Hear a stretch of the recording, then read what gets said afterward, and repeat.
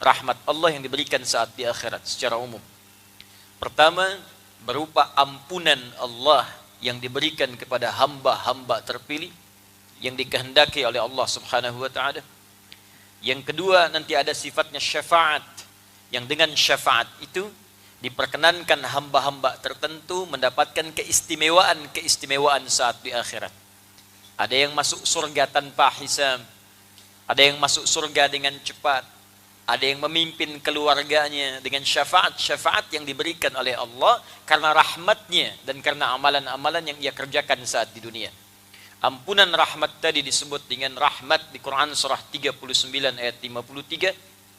Syafaat yang Allah berikan bahkan menjadi pemimpin keluar ke surga nanti, termasuk amalannya ada di Quran surah ke-13 ayat 23 sampai 24. Kemudian yang terakhir ada juga rahmat Allah yang berkehendak memberikan surga kepada hamba-hamba terpilih sesuai dengan amalan-amalan yang ia kerjakan saat di dunia.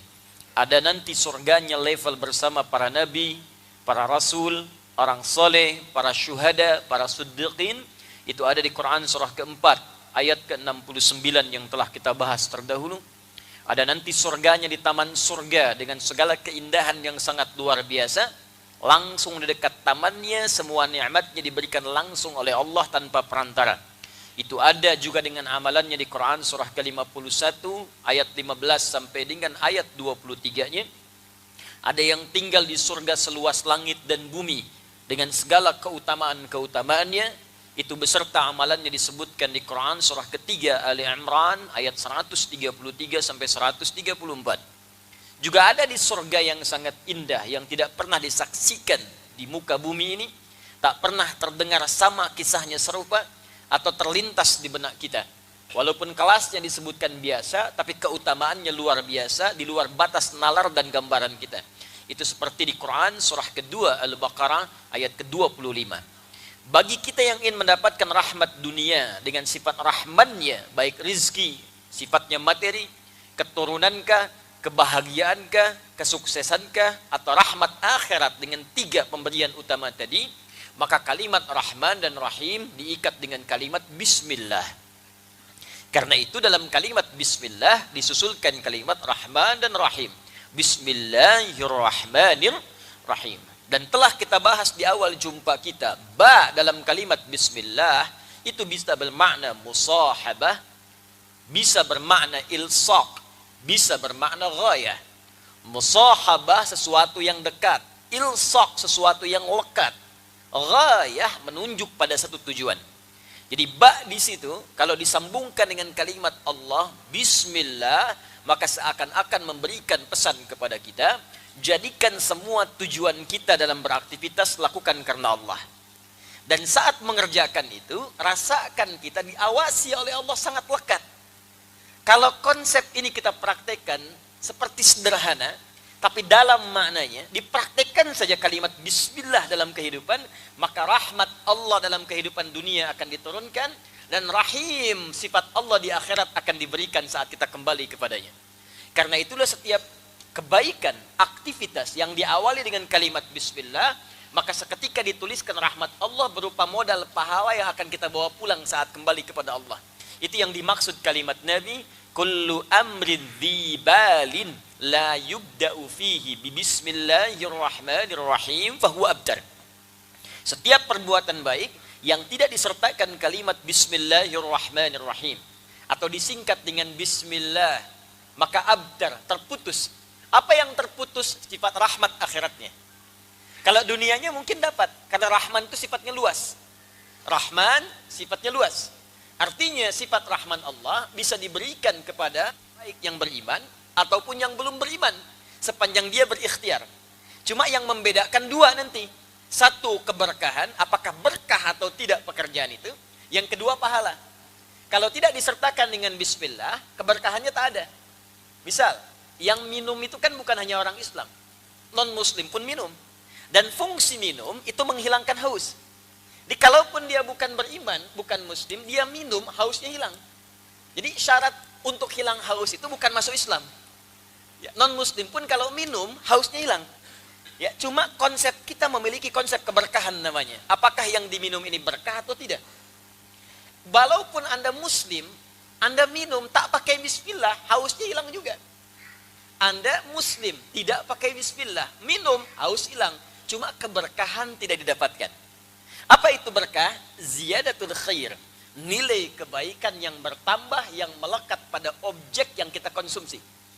Atau pekerjaan yang kita lakukan. Nah, ini minuman misalnya. Anda akan minum. Anda sebutkan bismillah sebelum minum. Ini objeknya. Fungsinya menghilangkan haus. Setelah haus hilang, apa manfaat air itu di dalam tubuh kita? Berkahnya apa?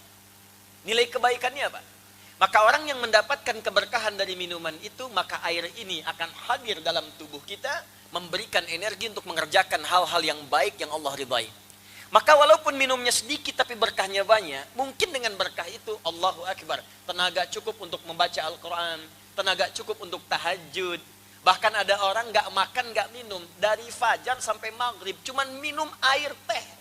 Satu teguk, bismillah, kenyang. Habis sholat makan gitu. Ya. Tapi kenyang. Padahal sebelum buka itu dia sudah kumpulkan jus alpukat, buah naga, kolak gitu kan. Macam-macam itu pelakunya banyak gitu. Ya. Tapi dengan kalimat bismillah dia minum itu, teh manis. Begitu diminum bisa hilang hausnya. Dan kenikmatan terasakan. Tapi bedanya apakah haus sekedar hilang atau memberikan tenaga. Kalau tenaga muncul dari situ, bisa tarawih nikmat, bisa maghrib enak, bisa tilawah Quran, itulah berkah namanya. Maka keberkahan diberikan saat di dunia, dan di akhirat pahala dituliskan. Begitu dituliskan pulang ke akhirat sudah punya bekal. Itulah yang dimaksud bismillah bersanding dengan Rahman dan Rahim, keberkahan lahir di dalamnya. Maka para pemburu berkah itu beda dengan pemburu materi, itu lain. Kalau pemburu materi, itu yang dilihat kuantitas. Berapa banyak yang bisa dikoleksi? Berapa banyak yang bisa didapatkan? Hati-hati kalau dalam kehidupan masih memburu kuantitas, artinya keberkahan belum maksimal ada di situ. Ya, kendaraan pengen banyak, pakaian pengen banyak, makanan pengen banyak, uang pengen banyak. Tanyakan, buat tanda tanya besar, buat apa? Buat apa? Di dompet Anda itu, ya sebelum dimasukkan uang, bikin tanda tanya dulu, buat apa? Jadi Anda paham, Anda mengumpulkan itu untuk apa? Hanya untuk dikumpul-kumpul, terus dilihat, tidur, meninggal juga. Coba lihat, dipakai enggak? Ya cuman buat dilihat, itu nggak ada kerjaan. Binatang saja, dia cari makan buat dimakan. Kalau dia nggak butuh makan, dia nggak nyari, Pak. Itu binatang loh. Silahkan kalau nggak percaya. Dia karena nggak butuh pakaian, dia nggak nyari pakaian. Karena itu sampai sekarang nggak ada binatang minat berpakaian. Kalau dia butuh, dia makan. Dia haus, dia minum. Cuman karena dia tidak punya akal, dia kerjakan dimanapun, apapun dia ambil. Kucing karena tak punya akal, dia nggak peduli ikan siapapun, ada ikan dia makan. Ya, demikian ayam, karena tak punya akal sudah makan, terproses di perutnya keluar kotoran. Karena nggak punya akal, dia nggak peduli. Ibu baru selesai ngepel lantai, ayam lewat, pengen buang kotoran, dibuang di situ. Walaupun lihat ibu, sambil dilihat kadang-kadang dibuang. Ya. Dan ibu nggak usah marah sama hewan, dasar ayam, memang begitu. Ya, karena nggak punya akal. Tapi yang tidak punya akal pun masih mengerti kebutuhan dia dapatkan, bukan keinginan dia kumpulkan. Itu poinnya. Jadi saya ingin katakan hewan saja yang punya akal, tahu bagaimana cara membentuk kehidupannya supaya terarah dalam hidup. Maka bagaimana dengan kita yang Allah anugerahkan akal dalam kehidupan. Saya sampaikan ini supaya nggak capek hidupnya. Sekarang banyak orang kelihatan lelah gitu. Penat ngumpul-ngumpulkan sesuatu, cuman dinikmati tidak. Maka silahkan cek keberkahannya ada tidak, fungsi kebaikannya. Itulah kalimat yang disampaikan dalam kalimat Bismillahirrahmanirrahim. Saat saya buka dengan harapan semoga pertemuan kita dirahmati, mendapatkan rahmat dan berkah dari Allah Subhanahu wa taala. Taib, sekarang kita akan lanjutkan. Saya tidak ingin membahas sesuatu untuk dihafalkan. Hafalan itu bagus untuk menunjang pemahaman. Tapi yang saya inginkan dua hal. Apa yang telah kita dapatkan pahami dengan baik walaupun sedikit, kemudian cepat amalkan sebelum kita wafat. Itu yang paling penting, supaya terasa apa yang kita pelajari itu. Jadi kalau nggak pernah diamalkan, nggak akan terasa kenikmatannya. Misal saya ajarkan kepada Anda, mari menghafal walaupun sehari cuma 1 ayat. Setelah itu besok praktekkan. Kalau nggak dipraktekkan, cuma jadi teori nantinya. Dan Anda nggak merasakan kenikmatannya. Di fungsi-fungsi yang dekat pada ibadah itu nggak terasa. Kata Allah baca Quran melahirkan ketenangan. Kalau Anda cuma dapat informasi ini, nggak dipraktikkan, cuma jadi hafalan. Dan ketenangan itu nggak muncul. Karena itu ketika saya katakan, coba sertakan pekerjaan kita dengan bismillah. Ya, mau makan, bismillah. Mau kerja, bismillah. Tapi maknanya, terapkan dalam hidup. Bukan sekedar jadi hafalan. Jadi bukan cuma hafalan yang keluar di lisan. Kalau cuma keluar di lisan, anak kecil pun bisa. Burung beo bisa. Ya, ajarkan burung beo saat akan makan, baca bismillah. Enggak mau, baca. Enggak mau, jangan kasih. Begitu dia baca bismillah, kasih. Bismillah, kasih. Beo pun bisa. Tapi apakah ketika makan dia merasa diawasi oleh Allah? Belum tentu. Ya, karena itu saat Anda bekerja, kalau Anda ucapkan bismillah, maka mustahil tangan Anda menyentuh yang haram. Karena Anda merasa diawasi oleh Allah Subhanahu wa ta'ala. Kalau Anda mengatakan bismillah, Anda mustahil akan bergibah. Karena Anda merasa dilihat oleh Allah Subhanahu wa ta'ala. Kalau Anda katakan bismillah, Anda mustahil akan korupsi. Anda merasa diawasi oleh Allah Subhanahu wa ta'ala. Maka cukup kalimat bismillah akan merubah hidup kita dengan sempurna di hadapan Allah Subhanahu wa ta'ala. Kita teruskan pertemuan kita insyaallah pada bagian yang ketiga dari wujuhul i'rab, hal-hal yang terkait dengan keutamaan surah Al-Fatihah, pengantar kepada praktek fikih dalam kehidupan harian kita. Setelah itu kita masuk kepada al-ahkam asy-syar'iyyah, hukum-hukum fikih terkait dengan surah Al-Fatihah. Semoga Allah berikan kemudahan kepada kita untuk mengaji, memahami dan mengamalkannya insyaallah. Bismillahirrahmanirrahim. Thalithan. Yang ketiga, saya minta maaf sebelumnya, di pertemuan lalu saya menyampaikan akan berusaha mengopi dulu sebelum kita belajar, tapi tidak datang kesempatan dengan saya karena saya baru kembali dari Jakarta tadi. Jadi untuk malam ini tolong didengarkan, disimak dulu ya. Insyaallah di pertemuan selanjutnya, atau saya berikan gambaran kepada Anda, googling saja, tuliskan judul bukunya Tafsir Ayat Ahkam As-Sabuni, Imam As-Sabuni. Ya, klik itu, nanti keluar di PDF, Anda download. Ya, nanti sesuaikan pembahasannya dengan apa yang kita bahas. Mungkin halaman bisa berbeda karena cetakannya tidak sama, tapi insya Allah kalimatnya akan sama sepanjang itu bersumber dari orang yang sama. Jelas ya? Baik. Sementara dengarkan dulu, jangan googling sekarang. Ya, ingat, jangan macam-macam kalau saya sedang pegang kitab, bisa di-smash nanti. Ya. Bismillahirrahmanirrahim. Thalithan, aspek yang ketiga. Qauluhu ta'ala iyyaka na'budu wa iyyaka nasta'in. Ada pembahasan yang melekat pada kalimat di firman Allah Subhanahu wa ta'ala, iyyaka na'budu wa iyyaka nasta'in. Apa wujuhul i'rab? Ya, aspek gramatikal bahasa yang ada di sini yang berpengaruh pada kehidupan kita secara fikih. Apa kira-kira yang bisa kita pelajari? Ikhtalafal mufassiruna fi iyyaka. Para ahli tafsir berbeda pendapat, punya keragaman pandangan, menilai posisi kalimat iyyaka dalam kalimat yang tersambung dengan na'budu dan nasta'in. Kan sebelum kalimat na'budu dan nasta'in ada kalimat iyyaka ya. Nah, posisinya di ilmu i'rab itu sebagai apa? Ya, nanti di i'rab itu Bapak Ibu sekalian, misal ada fi'ilkah kata kerja, ada fa'ilkah, ada maf'ulkah, ada halkah, gitu kan? Ya, paham? Tidak. Baik ya, nanti kita praktekkan baru mengerti insyaallah. Ya, nanti itu di pelajaran bahasa Arab, ya, itu di kaidah. Posisinya apa ini? Dan kalau sudah tahu posisinya, kita bisa paham maknanya apa. Kalau sudah mengerti maknanya, kita akan paham bagaimana cara mengamalkannya. Karena Al-Quran itu diturunkan dengan bahasa Arab, maka kaidah yang digunakan kaidah bahasa Arab. Jadi jangan sampai memahami Al-Quran pakai kaidah bahasa Indonesia, tidak akan nyambung. Ya, tidak akan nyambung. Karena itu pakai kaidah bahasa Arabnya. Di kaidah bahasa Arab ada ilmu namanya ilmu nahwu. Di cabang ilmu nahwu ada namanya i'rab, untuk mengetahui perubahan kata dan penempatannya. Kalau posisi ada di depan, maksudnya ini. Kalau di belakang, maksudnya ini. Kalau harakatnya fathah, maksudnya ini. Kalau dia dhammah, maknanya seperti ini. Kalau sudah paham maknanya, maka ada petunjuk begini cara mengamalkannya. Itu akan terasa kenikmatannya. Rasakan bedanya, bedakan rasanya, dan pasti akan terasa bedanya. Ya, kita lihat. Ikhtalafal mufassiruna fi iyyaka. Para pakar tafsir memiliki keragaman pendapat tentang posisi iyyaka dalam hal i'rab, ya. Sebelum kalimat na'budu juga nasta'in. Masih ingat di ayat yang kelima, iyyaka na'budu wa iyyaka nasta'in. Jadi sebelum kita mengucapkan na'budu, kita ucapkan iyyaka, kan? Iyyaka na'budu. Yang kedua, wa iyyaka nasta'in. Nah, ini kalau kita urai asal kalimat ini, itu seperti apa posisinya? Di sini setidaknya ada dua pendapat yang paling utama. Dan nanti saya akan uraikan kedua pendapat ini, sesungguhnya seluruhnya akan mewakili keluasan makna firman Allah Subhanahu wa taala.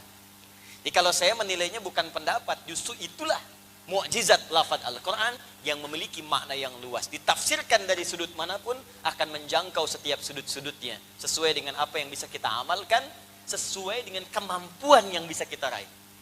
Ya, makanya nanti ketika Al-Quran itu diturunkan, pernah saya sampaikan di awal mula pembahasan, kan cara bacanya bisa beragam, kan? Yang nggak bisa baca A pakai E imalah. Jadi wadduha bisa dibaca wadduhe. Ya, jadi bukan pendapat, tapi keluasan yang diberikan sesuai kemampuan hamba untuk mengucapkannya. Maka orang yang nggak bisa baca A, bisa baca pakai E. Dan makna tidak berubah. Wadduha dengan wadduhe maknanya sama. Ya, sama dengan sepeda dengan sepeda. Sepeda benda itu juga. Sepeda itu juga. Jelas ya? Nah, maka ini bukan keragaman sekedar ragam atau warna yang berbeda, tapi kemudahan yang Allah berikan sebagai hikmah sehingga ada kesanggupan saat kita mengamalkan apa yang diperintahkan. Jelas? Baik. Bagaimana pendapat yang dimaksudkan? Fadhahabal muhaqqiquna ila annahu dhamirun munfasilun mansubun bil fi'li ba'dahu wa asluhu na'budu wa na'buduka wa nasta'inuka. فلما قدم الضمير المتصل أصبح ضميرا منفصلا والكاف للخطاب ولا موضوع لها من الإعراب. Paham? Tidak. Asal dari kata iyyaka, perhatikan, nanti saya sambungkan ke ilmu balaghah. Ya, awas kita padat ilmu dulu ya, supaya nanti teorinya kita pahami dengan argumentasi yang kuat. Jadi dasar ilmunya jelas. Asal kalimat ini, kalau di bahasa Arab standar, di luar Al-Quran, kalimatnya begini asalnya. Na'buduka. Na'buduka. Ya. Yang ini asalnya nasta'inuka. Begini asalnya. Ka-nya di sini. Ka ini asalnya nyambung dengan kalimat sebelumnya. Ini kata kerja. Na'budu, kami beribadah, sholat, menyembah. Nasta'in, kami minta tolong. Kepada siapa? Kepada Allah. Maka diganti dengan dhamir, kata ganti. Ya, ka, kepadamu ya Allah. Ditarik menjadi kata kedua untuk menghadirkan di hadapan kita seakan-akan kita diawasi. Ini yang disebut dengan ihsan. Makanya saat mengucapkan kalimat ini, rasakan Allah mengawasi kita persis saat sholat. Ini yang jarang orang lakukan. Jadi begitu Anda mengatakan begini, Iyyaka na'budu wa iyyaka nasta'in. Itu asal kalimatnya, na'buduka ya Allah, nasta'inuka, ka-nya itu engkau. Saya mau katakan begini, kalau engkau, Anda, itu artinya, maaf, kata kedua, pertama atau ketiga? Kedua, pertama saya, dhamir mutakallim. Kedua, Anda, kamu. Ketiga, dia. Perhatikan, saya, kamu, dia. Kata kerja pertama, saya. Kata ganti orang kedua, kamu, engkau. Kata ganti orang ketiga, dia, mereka. Jelas sampai sini? Baik, kalau saya sebutkan, fokus ini. Dia, mereka, orangnya ada di sini nggak? Tidak. Kita tunjuk pada yang jauh kan? Dia nggak ada di sini. Kalau kita hadirkan dia, kedekat kita di sini, maka saya katakan orangnya ada di depan, Anda, kamu. Jelas sampai sini? Baik, sekarang begini. Kalau kita sedang membicarakan sesuatu, lebih terasa mana? Orangnya ada atau enggak ada di hadapan kita? Dia itu orangnya baik banget. Dia masih enggak ada. Tapi saat ada di hadapan, gestur bisa berubah. Anda, Masya Allah, mudah-mudahan Allah muliakan, Allah berikan Anda kelemahan, oh kebaikan-kebaikan, kemuliaan. Ada di hadapan, jadi banyak. Dan apa yang kita ucapkan pun, karena orangnya ada di hadapan kita merasa terawasi dengan itu. Sehingga tak mungkin mengeluarkan kalimat-kalimat yang menyakiti. Tak mungkin kita keluarkan kalimat-kalimat yang tidak bagus, karena orangnya ada. Jelas? Nah sekarang, ketika diganti menjadi ka, iyyaka na'buduka, nasta'inuka. Kenapa kata gantinya dijadikan ka? Untuk memberikan pesan kepada kita, saksikan dan rasakan saat kita membaca itu dalam sholat, kita itu di hadapan Allah, melihat kita. Walaupun kita tak melihatnya. Itu yang dimaksud di hadis Muslim nomor hadis ke-8 dengan sikap ihsan. Anta'budallaha, dari kalimat na'budu. Anta'budallaha ka'annaka tara, fa illam takun tarahu fa innahu yara. Kalau Anda sedang ibadah, rasakan Anda itu sedang diawasi oleh Allah. Anda berhadapan dengan Allah, walaupun tak mampu Anda menatapnya, rasakan ditatap oleh Allah. Jadi kalau Anda sholat merasa di hadapan Allah dan merasakan sedang diawasi, demi Allah saya katakan, kualitas sholat kita akan beda dengan kualitas biasa-biasa. Sekarang kenapa banyak orang tidak khusyuk dalam sholat? Karena merasa Allahnya jauh. Karena nggak merasa dilihat Allah. Merasanya dikejar-kejar proyek. Merasanya itu seakan imamnya bacaannya panjang, kapan selesai. Merasa aman atau enggak mobil saat diparkir, motor saat disimpan, lewat makanan belum sempat beli, rasa lapar yang tertahan. Itu yang terasakan, sehingga kehadiran ayat yang tadi dimaksudkan tidak nampak di hadapan kita. Nah ini asal kalimat dari kata iyyaka ini na'buduka. Ka-nya ini berbentuk objek yang diibadahi. Nah ini kalimat ini, kalau kafnya dipindah, yang tadinya menyatu disebut muttasil. Pernah dengar mad wajib muttasil? Pernah dengar? Muttasil artinya menyatu. Ini menyatu. Kalau kita pindahkan ke depan, ka-nya dikedepankan. Maka kalau ka dikedepankan, dalam kaidah bahasa Arab mesti masuk iya sebelum ka. Karena dia akan berubah dari muttasil menjadi munfasil. Apa itu munfasil? Terpisah dari kalimat sebelumnya, nggak bisa disambung lagi. Fokus. Ini muttasil, bisa disambungkan. Na'buduka, karena dal nggak bisa nyambung, maka terputus di sini. Tapi ini tetap nyambung. Nasta'inuka, karena nun bisa masuk ke kaf, maka ini nyambung begini. Disebut muttasil, bisa nyambung. Kalau kita ingin pindahkan kafnya ke depan sebelum nasta'in, ke depan sebelum na'budu, maka kaf ini tidak akan bisa nyambung ke depannya secara kaidah. Karena tak bisa nyambung disebut munfasil namanya. Untuk membedakan dengan muttasil maka tambah iya di depannya. Maka iyyaka di kaidah bahasa Arab disebut dhamir munfasil namanya. Nih, memindahkan kaf ini ke depan kalimat, karena pindah ke depan ditambahkan iya di depannya. Paham sampai sini? Nah, yang penting kita pahami, kenapa mesti pindah ke depan? Kan di belakang juga bisa. Maka untuk membaca ini, ilmunya muncul ilmu yang ketiga, disebut ilmu balaghah. Ada nahu, ada sharaf, ada balaghah. Dibaca pakai bahasa Arab, bukan bahasa Sunda. Bahasa Sunda namanya balaga. Balaghah. Ini ya. Di ilmu balaghah ada 3 cabang ilmu. Pertama ma'ani, kedua bayan, ketiga badi'. Ma'ani untuk memilih diksi yang sesuai saat diungkapkan. Apa kata-kata yang tepat saat akan kita berucap, tergantung objek di hadapan kita siapa. Kepada anak kecil bagaimana kalimatnya. Kepada remaja seperti apa kata-katanya. Kepada orang dewasa seperti apa untaian katanya. Itu ma'ani namanya, diksinya. Kalau katanya sudah ada, bagaimana merangkainya supaya jelas diterima? Itu bayan namanya. Bayan. Contoh, saya ingin katakan kepada Bapak saat kita akan memulai sholat, Pak, tolong luruskan safnya. Pilih kalimat. Supaya dengan kalimat itu, benar siapa yang akan kita tuju. Anak kecil, luruskan. Ya, remaja, Mas, tolong luruskan. Orang tua, Pak, mohon maaf, bisa diluruskan? Kan nggak mungkin kita gunakan ke bapak-bapak, Dek, tolong luruskan. Anak kecil, maaf, Mas, tolong luruskan, nggak mungkin kan? Nah, ketika memilih disebut dengan ma'ani, ketika menyampaikan supaya jelas disebut dengan bayan. Ada yang ketiga namanya badi'ah. Badi itu ilmu bagaimana menghias kata supaya saat disampaikan orang enak menerimanya. Jadi jangan sampai jelas tapi nggak ngenakin. Pak, tolong lurusin ya. Apa nggak paham juga Bapak? Kan nggak enak. Ya, nah ini disebut badi'ah namanya.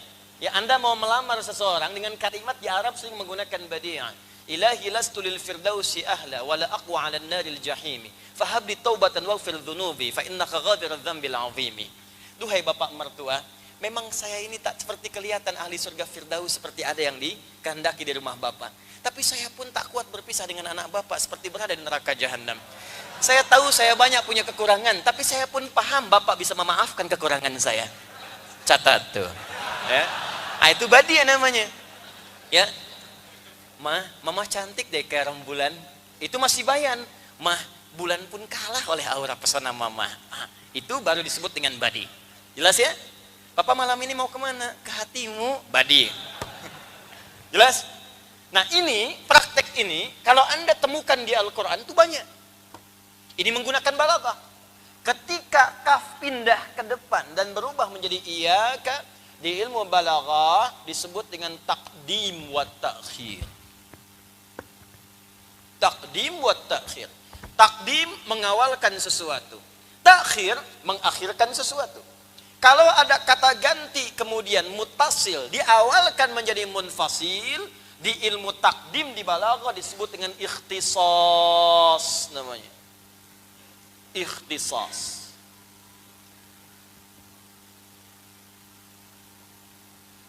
Apa itu ikhtisas? Ikhtisas itu secara singkat lebih dari kata khas. Ada khas, ada ikhtisas, itu beda. Kalau khas sesuatu yang spesial, khusus. Tapi kalau ikhtisas berusaha menjadikan sesuatu ini khusus, spesial, yang ini saja, bukan yang lain. Saya ulang, khas, spesial, khusus. Kiai khas, kiai spesial, khusus, gak sama dengan yang lain.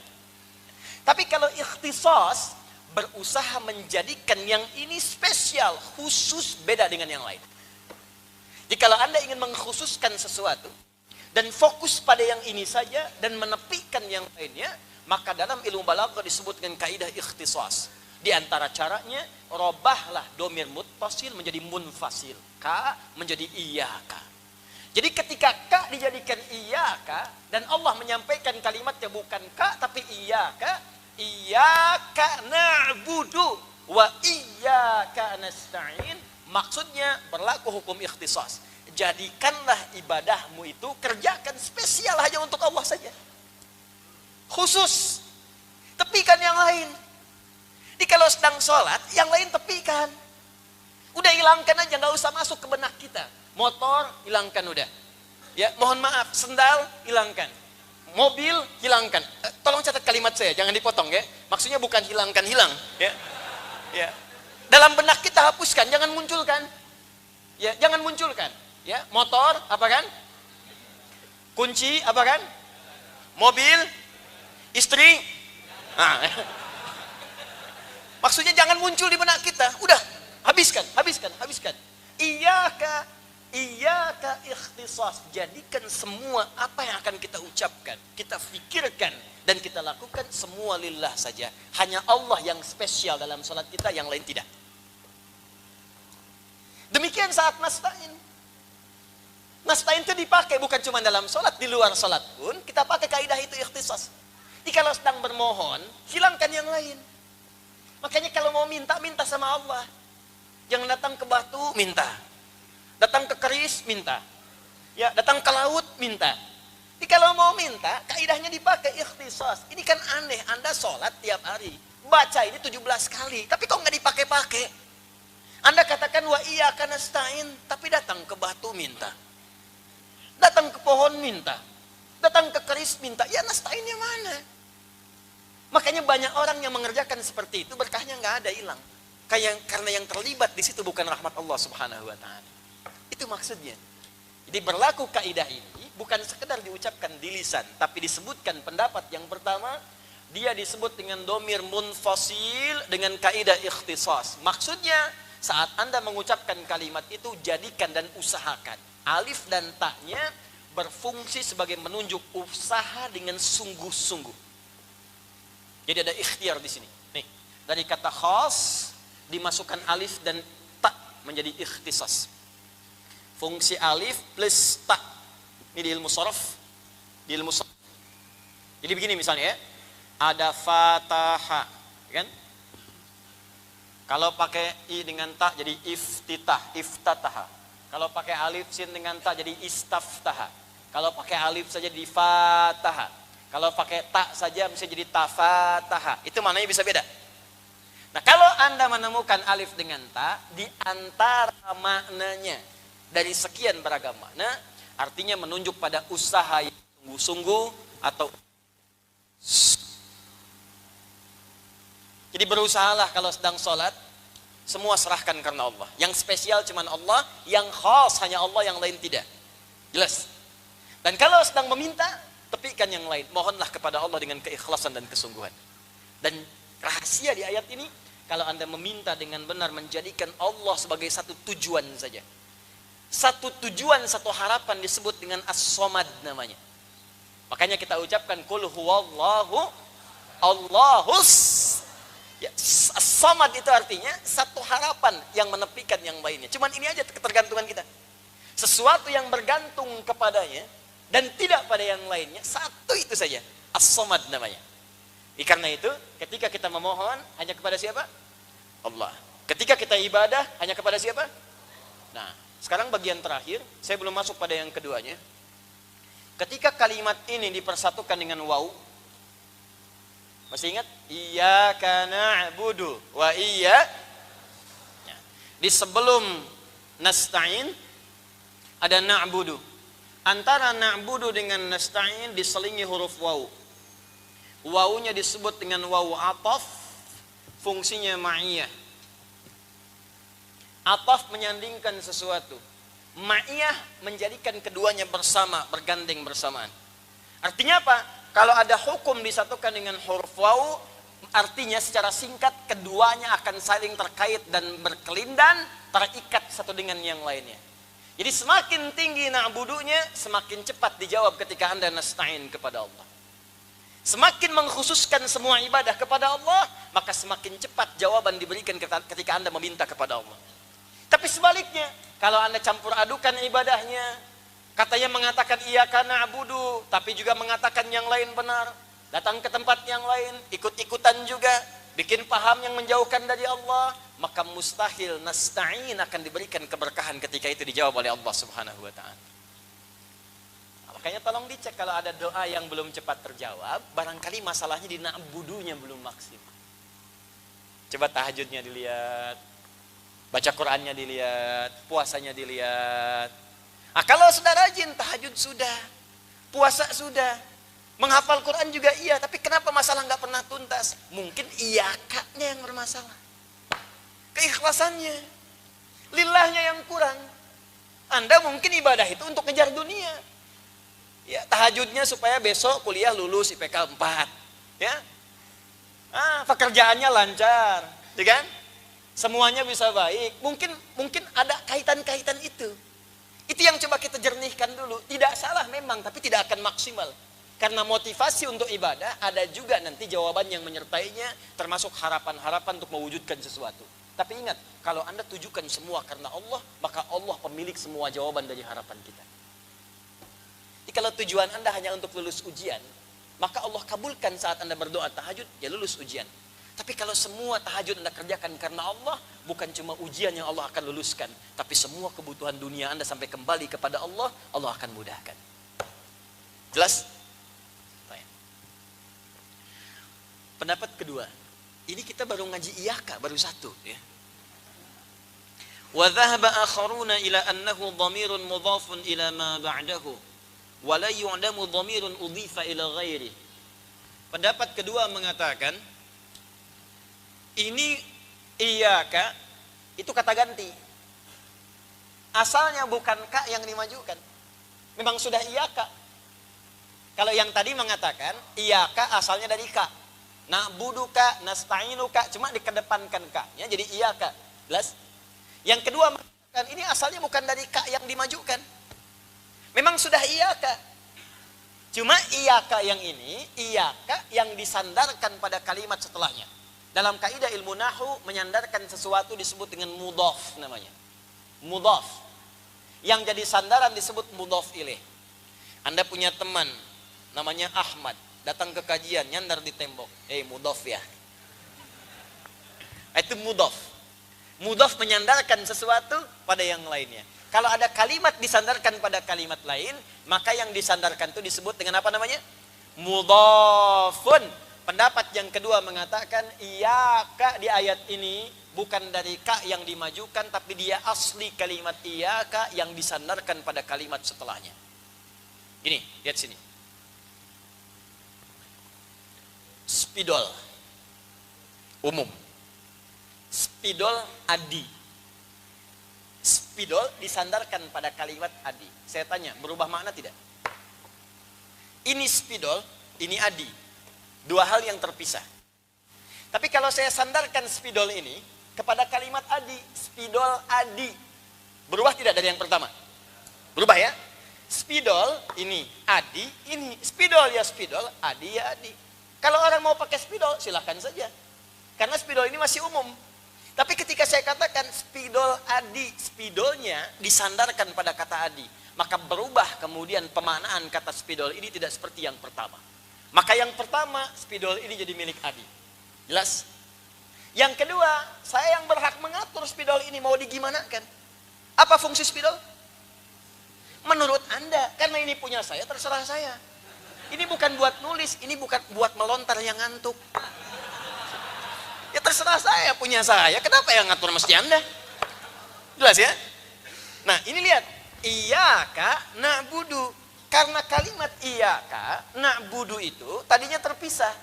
Cuman kata pendapat kedua, iyaka ini bukan ka yang dimajukan. Ini kalimat asli, ini kalimat asli. Cuma ini disandarkan ke sini.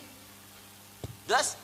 Karena disandarkan iyaka na'budu wa iyaka nasta'in.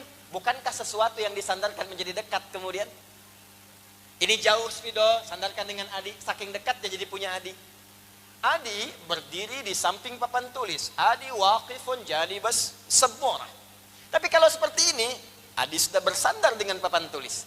Adi lasiqun ma'as-sabura. Adi sudah menempel dengan papan tulis. Saya tanya pada Anda, maaf, apakah sekarang posisi saya sudah dekat dengan papan tulis? Sekarang jauh atau dekat? Sekarang jauh atau dekat? Dekat kan? Ketika kalimat iyaka disambungkan dengan na'budu, seakan memberikan pesan kepada kita. Jangan hanya merasakan saat sholat Allah mengawasi kita, tapi rasakan Allah sangat dekat mengawasi kita. Ini ketika Anda membaca kalimat-kalimat, dipersaksikan oleh Allah, dan Allah mendengar itu dekat dengan kita. Makanya apa Anda nggak pernah merasa malu kalau kita membaca kalimat Al-Fatihah, masih belepotan bacaannya? Masih belum fasih bacaannya, mau sampai berapa tahun? Anak kecil 4 tahun, sudah belajar Quran pakai tajwid. Tahsinnya lulus sempurna 100%. Anda diberikan 40 tahun, sampai malam ini Al-Fatihah masih belum fasih diucapkan. Anda butuh berapa tahun lagi? Apa nggak malu Anda pulang menghadap Allah? Dan 17 kali setiap hari diucapkan. Makanya luangkan waktu sebelum pulang, sebelum film kita diputar saat kembali kepada Allah. Sedang sholat nih.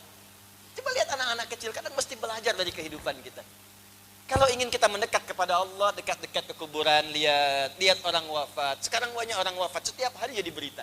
Jadi kalau dulu Nabi memberikan wasiat kepada kita, kalau ingin mencas iman kita supaya terus naik baik, kadang-kadang luangkan waktu untuk berziarah, datang ke kuburan, lihat mungkin kita esok yang ada di situ. Sekarang Pak Ibu, setiap hari berita tentang orang wafat memenuhi lini masa kita. Di handphone dilihat, ada yang meninggal. Dibuka di TV, ada yang musibah, sekian wafat.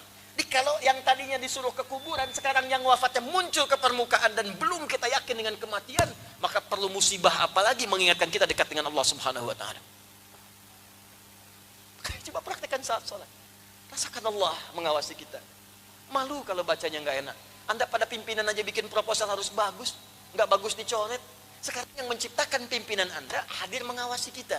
Apa kita nggak malu diawasi dalam keadaan yang tidak baik? Barangkali nasta'in itu belum maksimal kita terima ketika kita berdoa karena na'budunya kurang bersungguh-sungguh kita siapkan kepada Allah Subhanahu wa taala.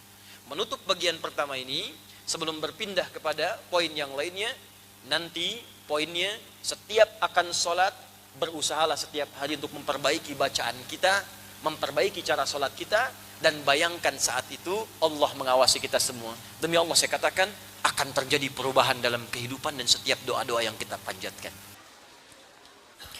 Telah disampaikan bahwa kalimat iyyaka na'budu wa iyyaka nasta'in, pada kalimat iyyaka terdapat dua makna utama.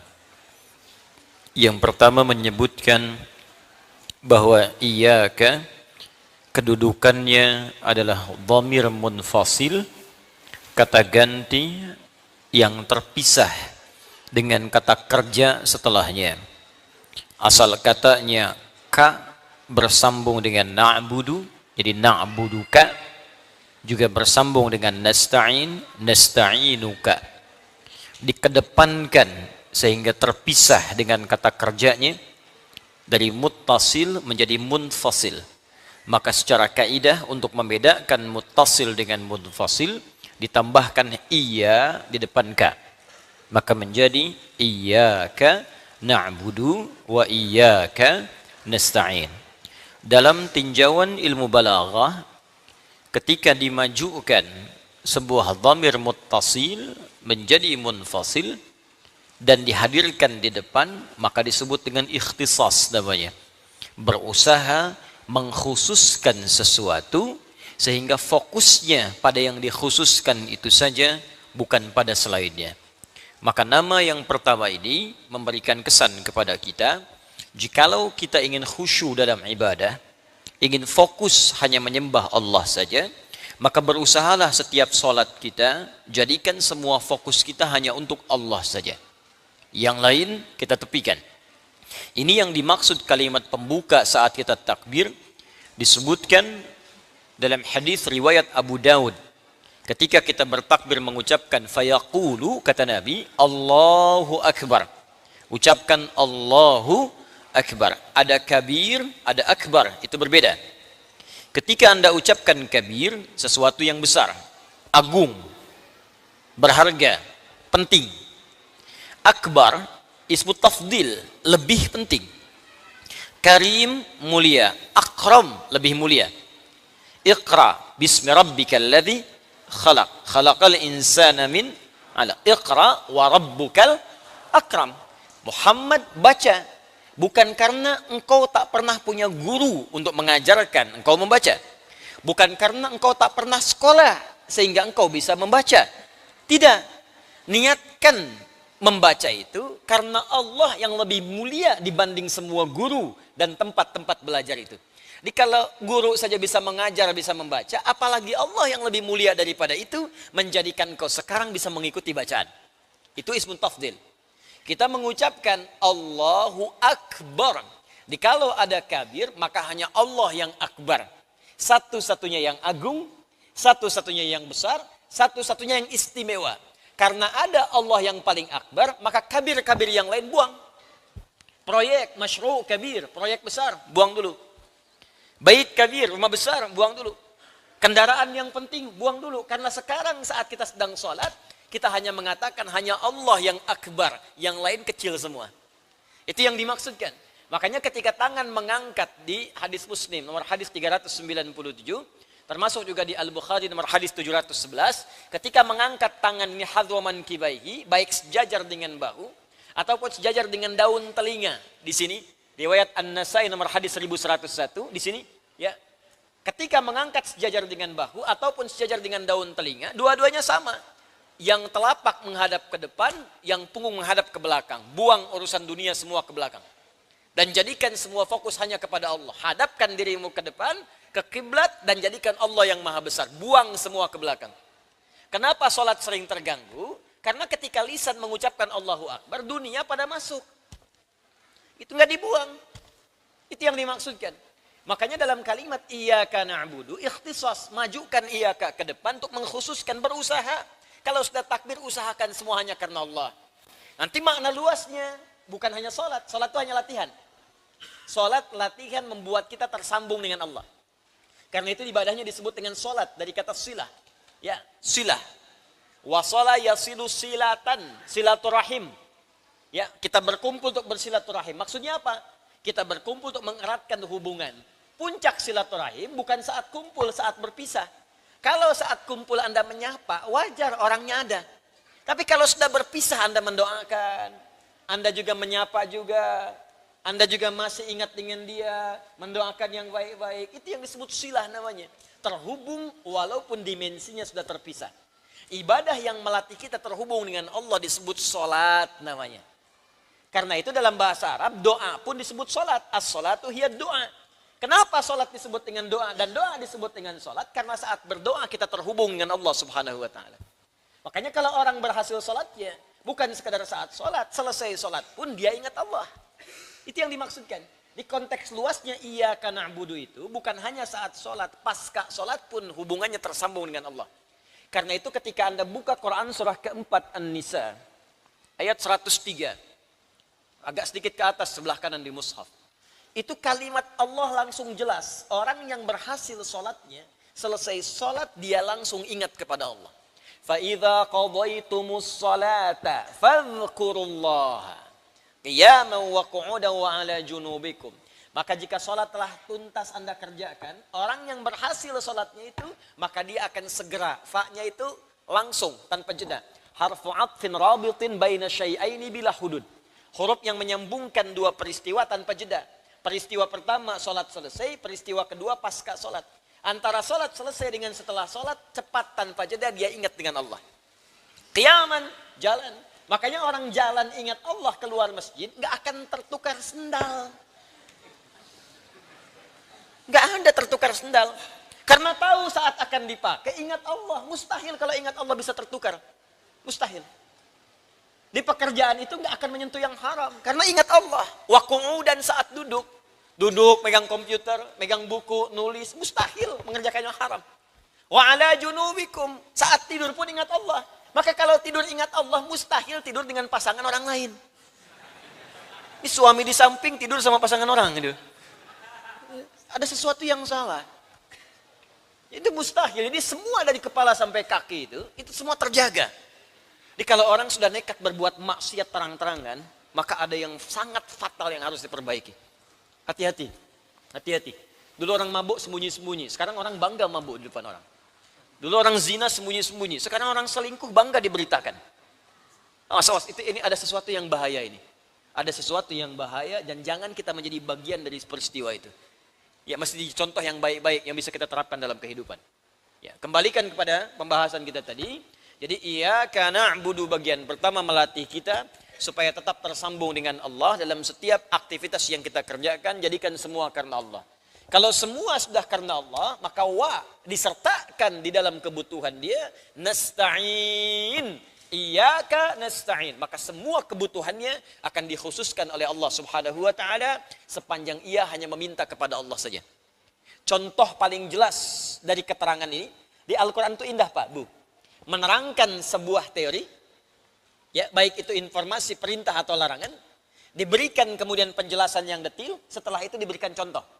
Supaya kita bisa memahami dengan jelas. Kalau bahasa tegasnya begini, kalau sudah dicontohkan terjadi belum yakin juga seperti apa lagi mesti diberikan penjelasan. Contohnya Maryam. Dan Allah memilih bukan Nabi, bukan Rasul. Supaya kita tidak kemudian mengatakan kepada Allah, dia kan Nabi ya Allah, dia kan Rasul. Allah berikan contoh yang bukan Nabi dan Rasul untuk memberikan pendidikan terbaik untuk kita. Maryam, bukan Nabi, bukan Rasul, seorang perempuan yang sangat salihah, hasil pendidikan kedua orang tuanya. Jadi kalau Anda menginginkan anak yang salih, maka jadilah orang tua yang salih. Ingin anak yang salihah, maka jadilah ibu yang salihah, istri yang salihah. Maka otomatis kesolehan orang tua akan langsung menurun kepada anaknya. Jika itu disiapkan untuk diteruskan. Tapi kalau didiamkan, gak akan nyambung. Didiamkan tuh bapaknya soleh sendiri, ibunya soleh sendiri, gak pernah diturunkan kepada anak. Imran bukan Nabi, Hannah pun bukan Nabi, keduanya bukan Rasul. dipilih oleh Allah untuk memberi contoh kepada kita sampai disebutkan dalam surahnya langsung dengan namanya surah Ali Imran. Al keturunan ke bawah tanpa jeda. Itu al. Ahlun anggotanya. Ailah persatuannya. Ada ailah, ada ahlun, ada usrah, ya, ada alun, itu beda. Usratun, kenapa disebut usrah? Karena mengandung sirrun di keluarga. Sir. Kalau sudah berkeluarga, ada banyak rahasia di dalam yang tidak boleh sembarangan dibuka keluar. Nanti itu pembahasan lanjutan di fikih munakahat. Alun, kenapa disebut alun? Karena semua keluarga ini ke bawah, itu soleh semua Pak. Bu. Ali Imran. Imran dengan Hanna menikah, melahirkan Maryam. Maryam solih solihah. Maryam melahirkan Isa. Isa Nabi dan Rasul. Semua keturunan baik itu. Nah, Imran dengan Hanna mendidik anaknya Maryam supaya memaksimalkan na'budu ini dengan konsep iyaka. Bahkan saking ingin mengkhususkan anaknya dekat dengan Allah, dibikinkan mihrab. Supaya anak itu bisa ibadah di dalamnya. Bapak Ibu bisa contohkan nanti di rumah untuk anak-anak nih, ya, disiapkan. Ini untuk sholat dia, baca Quran dia, bedakan dengan tempat biasa. Mulai bisa dilatih itu, ya. Kalau anak masih mulai bermain, nggak apa-apa. Namanya bermain, mungkin dia di tempat bermain baca, ini kan? Maaf, bisa jadi di ruang tamu, di kamar, itu nggak ada masalah. Tapi kalau nalarnya sudah mulai matang, tempatkan di tempat khusus. Karena kalau anak sudah mulai matang, pikirannya mulai bercabang. Sudah bertanya, sudah mengkaji. Maka dekatkan dengan tempat yang khusus supaya fokusnya bisa terhubung dengan Allah secara sempurna. Maka dibuatkan mihrab oleh bapak ibunya untuk fokus beribadah kepada Allah. Ini teori iyaka tadi. Khusus berusaha. Apa yang terjadi? Di situ didekatkan dengan Allah, diberikan mihrab, dibimbing pamannya Zakaria supaya tidak salah. Awas ya, hati-hati, hati-hati. Jangan sampai ada yang ibadah nggak punya pembimbing. Nanti besok-besok sholat maghrib 4 rakaat nih. Ya. Baik, lihat sini. Apa yang terjadi? Sekarang lihat baik-baik. Ketika na'budu maksimal, maka nasta'in tanpa diminta pun dia datang. Ketika na'budu maksimal, maka nasta'in tanpa diminta pun datang. Quran surah ketiga ayat 37. Paling kiri sebelah bawah.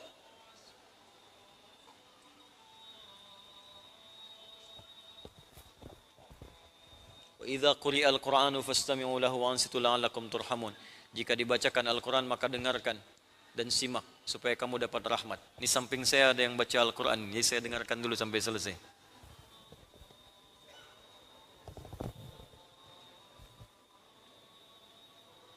Oh bukan, itu adzan. Adzan. Adzan tuh, alarm ya, alarm. Ya Masya Allah. Mungkin itu kalangan jin tingkat yang lain sedang menunaikan sholat isya berjamaah. Baru adzan dia. Baik. Fokus ini. Baik. Fokus Quran surah ketiga Ali Imran ayat 37. Paling kiri sebelah bawah. Dimatikan aja alarmnya kalau itu alarm. Handphone siapa? Atau mau diwakafkan boleh? Saya terima. Ambil aja Mas, matikan dari situ. Ya. Fataqabbalaha rabbuha biqabulin hasanin wa ambataha nabatan hasana wa kaffalaha Zakaria. Ada ayatnya? Kullama dakhala 'alaiha Zakaria al-mihraba wajada 'indaha rizqa. Qala ya Maryamu anna laki hadha? Qalat, lihat baik-baik kalimatnya, huwa min 'indillah. Innallaha yarzuqu man yasha' bighairi hisab. Fataqabbalaha rabbuha biqabulin hasanin. Ketika orang tua itu maksimal meniatkan karena Allah mendidik anaknya supaya dekat dengan Allah, maka diterimalah ikhtiar orang tua itu. Kalau sudah ikhtiar orang tua diterima, maka ringan tugas orang tua, Allah yang seterusnya akan memberikan perhatian maksimal kepada anak itu. Makanya Bapak Ibu kalau dari kecil mendidik anak karena Allah, dekatkan dengan Allah. Bapak Ibu nggak akan capek setelah nanti sepuh ke depan. Anak itu dewasa nggak akan capek Bu Pak. Coba lihat anak-anak penghafal Quran itu. Orang tuanya nggak capek nabung buat haji. Ketika anaknya hafal Quran, bapak ibunya ikut haji. Kerabatnya ikut umrah, gurunya ikut juga. Jadi ketika Anda mendekatkan anak Anda dengan Allah, ini langsung jawaban dari Allah. Saya akan buat ringan kedua orang tuanya ketika dia mendapatkan kenikmatan dalam merawat anaknya itu. Awalnya memang susah Bu, nggak apa-apa Pak. Kadang bangun malam, ngajak anak untuk tahajud, ngajak anak untuk menghafal Quran. masukin pesantren. Awalnya memang capek. Kadang-kadang sedih, baru dilepas udah pengen balik lagi. Pengen nginep juga di pesantren, kalau perlu pengen nyantri juga gitu kan. Terus baru pulang udah pengen balik lagi, baru sepekan udah mikirin bekalnya habis apa belum. Nanti kalau sudah buahnya mulai dipetik, maka akan terasa nikmat ke dalam jiwa, melekat di dalam hati. Ya, jadi itu yang diberikan oleh Allah. Wa ambataha nabatan hasana, aku rawat dia sampai dia tumbuh dewasa dengan perawatan yang maksimal. Kadang-kadang Anda merawat dengan baik di rumah, titipkan ke sekolah, karena Anda nggak tahu dia berteman dengan siapa. Kalau Allah tidak melembutkan hati teman-teman dia, bagaimana kemudian Allah bisa memberikan jalan kebaikan bagi anak itu tumbuh? Bapak kan nggak tahu apa yang dibeli anak itu saat jajan Pak di sekolah. Mungkinkah makanan itu baik untuk dia? Menjaga kekuatan kemudian memori dia. Siapa? Kalau Anda nggak titipkan kepada Allah, siapa yang merawat dia saat dia tidak bersama Anda? Nah, mustahil titipan itu diterima dengan baik kalau Anda tak punya hubungan baik dengan Allah, Pak, Bu. Mustahil. Anda nggak punya hubungan baik dengan tukang parkir, apalagi musuhan. Pengen nitipin barang Anda di situ, ya langsung ditolak, Cepi. Dari jauh udah dilihat-lihat tuh, ngapain ke sini, langsung tolak. Sekarang Anda pengen nitipkan anak Anda kepada Allah, Anda nggak punya hubungan baik. Udah sholat terlambat, Jumatan nunggu khutbah yang kedua. Kadang-kadang khotib khutbah di belakang bikin khutbah sendiri. Nah, terus setelah itu pengen menuntut sama Allah. Ya Allah anakku, ya Allah ini. Dibangun hubungan baik dulu. Setelah itu apa yang terjadi? Wa kaffalaha Zakaria. Ada yang bimbing. Panggil guru ngaji. Bikin mihrab. Ya, dekatkan dengan Allah. Setelah itu, perhatikan kalimatnya. Kullama dakhala 'alaiha Zakaria al-mihrab wajada 'indaha rizqa. Setiap Nabi Zakaria masuk ke mihrabnya Maryam untuk mengantarkan keperluannya. Apakah pakaiannya, kebutuhan belajarnya, makanannya. Tiba kemudian beliau terkejut karena di dalamnya sudah ada yang diperlukan. Wajada 'indaha rizqa. Kalimatnya umum, semua ada di situ. Butuh buah, ada buah di situ. Butuh makan, ada makan di situ. Kalimatnya menggunakan kullama. Menunjukkan rutinitas. Jadi bukan sekali dua kali. Di setiap ngantarkan ada penasaran. Ini bapak ibunya nugaskan saya ngantarkan ini, tapi kok sudah ada di situ?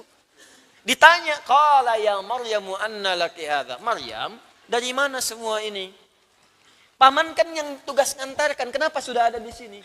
Karena anak ini terbiasa iyyaka na'budu, hubungannya dekat dengan Allah. Anak yang didekatkan dengan Allah, maka yang pertama keluar di lisannya kalimat-kalimat kebaikan yang lekat dengan Allah.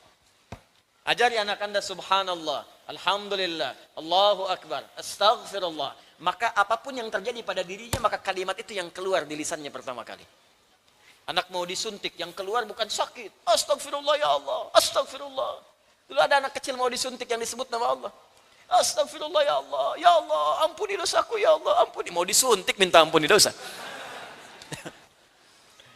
Ini saya menarik tuh, anak-anak disekolahkan di sini kita ajarin pendidikan Qur'ani, di kurikulum Quran diturunkan. Itu mereka kalau kosong, itu yang disebut Quran. Kosong tuh keluar Quran aja. Lagi main perosotan apa, karena kosong tuh yang keluar itu. Quran, hadis, otomatis masuk. Nah sama seperti tadi, Maryam otomatis langsung bilang, huwa min indillah, paman semua dari Allah. Jadi kalau kita kuat na'budunya, bahkan belum angkat tangan pun Allah tahu apa yang akan dimintakan, sudah diberikan sebelum dimohonkan.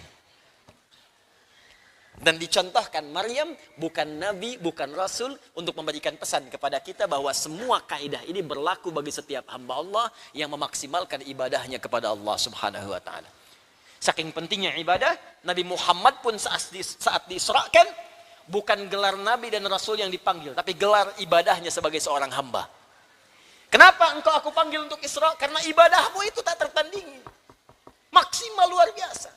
Nabi Rasul sebelumnya nggak bisa menyaingi Nabi Muhammad SAW. Yang dijamin surga, dijamin terbebas dari maksiat, dijaga ma'sum wa madmun. Madmunun bil jannah, ma'sumun minal ma'siyah. Masih mampu berdiri dalam salat malamnya, rakaat pertama bengkak kakinya. Sehingga Nabi Isa menyebutnya dengan Ahmad. Maka langsung diundang oleh Allah menerima perintah salat itu dengan kehormatan yang luar biasa.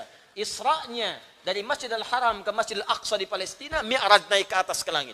Dengan kalimat apa panggilannya? Dengan kalimat abdun, puncak penghambaan dan ibadahnya. Bukan kerasulannya, bukan kenabiannya, tapi kalimat puncak ibadahnya sebagai seorang hamba. Turun Quran surah ke-17 ayat yang pertama. Paling kiri sebelah atas. Subhanalladzi asra bi'abdihi. Bukan bi rasulihi, bukan bi nabiyhi. Allah ingin memberikan gambaran kepada kita, semakin tinggi puncak ibadah kita kepada Allah, semakin tinggi Allah akan mengangkat derajat kita dalam kehidupan dunia dan akhirat dengan izin Allah Subhanahu wa taala. Karena itu dalam pendapat yang kedua disebutkan kalau kita ingin maksimal menjadikan itu, maka mudhafkan, idofatkan, dekatkan, tempelkan. Kalau sholat, tempelkan diri kita seakan-akan langsung diawasi oleh Allah, walaupun kita tak mampu melihatnya. Iyaka, saya khususkan karena Allah. Bagaimana caranya? Langsung diajarkan oleh Nabi, supaya enggak ngarang sendiri. Hadis Muslim nomor hadis ke-8, bab ihsan. Ya, iman, Islam, ihsan.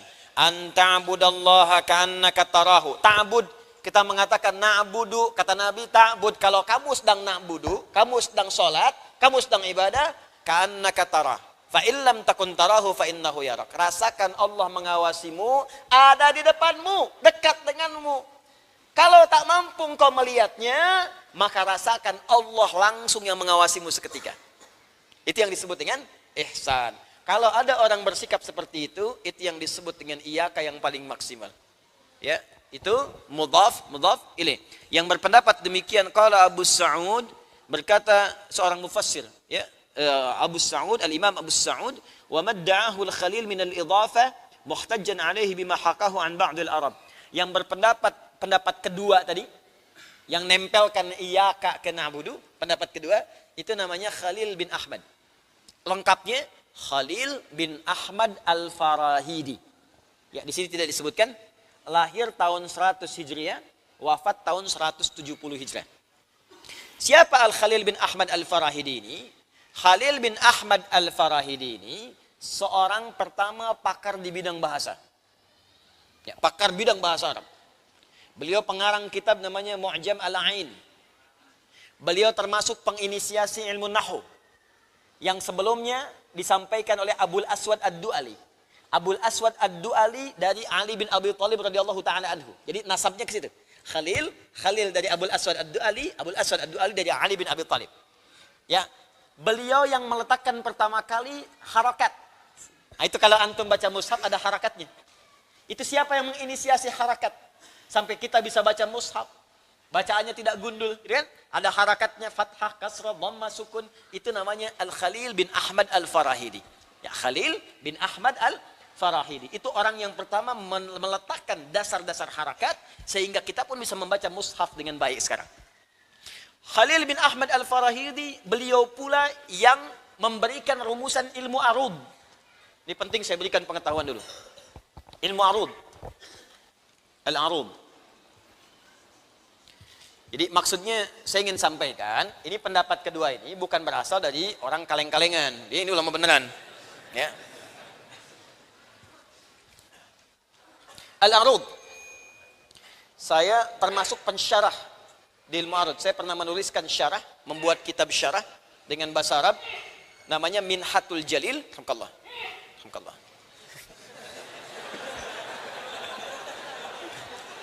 Saya tunggu sekali lagi. Dapat tisu. Alhamdulillah. Ya, ada bersin kita jawab ya. Bersin. Ya. Ada lagi? Baik. Itu orang sudah pasti kalau dikenal. Kalau sudah arud, ini Khalil. Khalil bin Ahmad al-Farahidi. Saya sempat menuliskan, mengarang sebuah kitab namanya Minhatul Jalil bi Ta'rif Arud al-Khalil. Ini syarah kitabnya, arudnya Khalil bin Ahmad. Ya, Minhatul Jalil bi Ta'rif Arud al-Khalil. Cuman sayang saat terjadi peristiwa di Tripoli itu, ya itu bukunya, filenya, laptopnya yang kita titipkan di salah satu tempat ternyata terbawa semuanya. Ya, dan semoga bermanfaat insyaallah. Dan yang penting ikhtiar kita sudah selesai. Ya, kalau kita semua kerjakan berusaha karena Allah, maka nggak akan banyak kekecewaan dalam benak kita. Tapi kalau antum semua kerjakan karena harapan dunia tertentu, banyak kecewanya, Bu. Ibu kalau merawat anak bukan karena Allah, ibu pasti akan banyak kecewanya. Bapak juga begitu. Ya, kalau antum mau sederhana aja, mau taklim ke sini bukan karena Allah, banyak kecewa antum. Tiba-tiba sayanya nggak bisa datang. Ya, kemana? Dasar DKM nih, DKM yang kena tuh. Ya, terus semuanya jadi nggak enak nanti. Arud ini ilmu penting untuk mengetahui 3 hal. Satu, untuk menilai kualitas syair atau qasidah yang disampaikan oleh orang Arab. Jadi kalau Anda ingin mengetahui kualitas syair atau puisi yang disampaikan orang-orang Arab, maka ini dasar ilmunya. Karena orang Arab itu keutamaannya di sastra. Nah, nanti yang kedua, untuk membedakan Al-Quran dengan syair, itu mesti paham ilmu arud. Karena waktu Nabi diturunkan oleh Allah Al-Quran, dituduh oleh orang-orang Arab pada saat itu, ini syair nih. Maka turun bahasa Al-Quran, wa ma huwa biqauli syair. Al-Quran itu beda, bukan puisi karangan para pujangga. Bukan syair karangan para syuara. Maka diberikanlah kemudian oleh Allah isyarat bagaimana membedakan Al-Quran dengan puisi-puisi biasa. Maka ilmu inilah kemudian diberikan, diilhamkan oleh Allah kepada Khalil bin Ahmad Al-Farahidi, ya, untuk bisa menerangkan kepada kita ini perbedaan antara syair dengan Al-Quran. Apa bedanya? Semua syair orang Arab ternyata disusun berdasarkan rumus tertentu. Ada 17 rumus, disebut dengan bahr namanya. Bahrun. Jamaknya disebut dengan bukhur. Jadi kalau orang Arab bikin puisi itu nggak akan keluar dari sini. Ya, rumusnya ini. Walaupun mereka nggak kenal ilmu ini dulu, mereka nggak tahu ilmunya, cuma salikah, insting mereka langsung bikin. Nah, oleh Khalil diamati, dikeluarkan oleh beliau formulasinya. Oh, ini yang begini, fa'ulun mafa'ilun, fa'ulun mafa'ilu, fa'ulun mafa'ilun, fa'ulun mafa'ilu, disebut tawil. Mustaf'ilun, mustaf'ilun, mustaf'ilun, mustaf'ilun, mustaf'ilun, mustaf'ilun, disebut rajaz. Ya, tawilun lahudunal buhuri fadailu, fa'ulun mafa'ilun, fa'ulun mafa'ilu, kaifa nabki min dzikri habibin wa manzili bisaqtili wa baina dakhuli fahawmali. Ini contohnya. Mustaf'ilun, mustaf'ilun, mustaf'ilun, mustaf'ilun, mustaf'ilun, mustaf'ilun. Sautu safiril bulbuli hayya qalbi thamili al-ma'u wa zahru ma'a ma zahri lahul muqali. Fa anta ya sayyidali wa sayyidi wa mauladi fakam tayyumuni ghazailun uqayqali. Qataftuhu min wajnatin min fi'li hadha ar-rajuli faqala la la la la faqad qada muharwili. Wa wal walad wali wali ya wailali faqultu la tuwalwili fabainul lu'lu ali. Qalat lahu hina kadza inal radidul muqali kahatan kakailali tatabi tabuli. Ulangi. Nah, itu rajaz. Ya. Nah, kenapa penting tahu ini? Untuk membedakan dengan Al-Quran. Al-Quran nggak pakai rumus itu. Silahkan cari rumusnya. Wadduha wal laili idza saja ma wadda'aka rabbuka wa ma qala. Nggak akan ditemukan di sini. Semua orang Arab bikin syair, bikin qasidah, rumusnya pasti kembali ke sini. Mufa'alatun, mufa'alatun, fa'ilatun, mufa'alatun, mufa'alatun, fa'ilatun. طلع البدر علينا من ثنية الوداع وجب الشكر علينا مدعا لله داعي. Madid ketemu, nggak akan jauh dari situ. Al-Quran tidak. Makanya kalau orang belajar ilmu arab dia akan paham Al-Quran beda. Al-Quran bukan bahasa manusia, bukan karya manusia, dia firman Allah Subhanahu wa taala yang bukan makhluk. Jadi beriman. Makanya belum pernah Abu Jahal menyoal Al-Quran. Karena tahu ini beda ini. Pernah nggak ditemukan Abu Jahal keberatan dengan pernyataan Alif Lam Mim? Tidak ada. Silahkan cek dalam sejarah. Jadi kalau sekarang ada orang yang nggak ngerti bahasa Arab, iseng-iseng menyoal Al-Quran, keterlaluan. Karena Abu Jahal pun yang paling fasih bahasa Al-Quran tidak pernah menyoal Al-Quran. Itu yang paling menarik. Yang kedua, kita bisa mengerti bagian kedua ini, karena Al-Quran beda dengan syair, makanya orang Arab dulu pun nggak pernah baca Al-Quran pakai irama syair. Setiap kasidah ada iramanya, beda. Ada iramanya. Ya misal kayak tadi kan, madid. Ya, tala'al badru alaina min thaniyatil wada'. Ya, itu kan dari rumus mufa'alatun, mufa'alatun, fa'ilatun, mufa'alatun, mufa'alatun, fa'ilatun. Tapi kan nggak pernah dipakai baca Quran. Wadduha wal laili idza saja. Kan enggak pernah kan? Coba lihat sesude, sesurem, misalnya rasid pernah enggak baca pakai gitu? Enggak. Karena tahu ini tuh khusus untuk syair. Makanya kalau lagam udah populer nagamnya dipakai untuk tertentu, jangan pernah dipakai baca Quran. Itu. Makanya enggak usah iseng-iseng karena orang Arab dulu pun enggak ada yang iseng. Nah, ini ngimamin pakai nagom ini, nagom itu. Iya kana budu, wa iya kana stain. Ya bubar.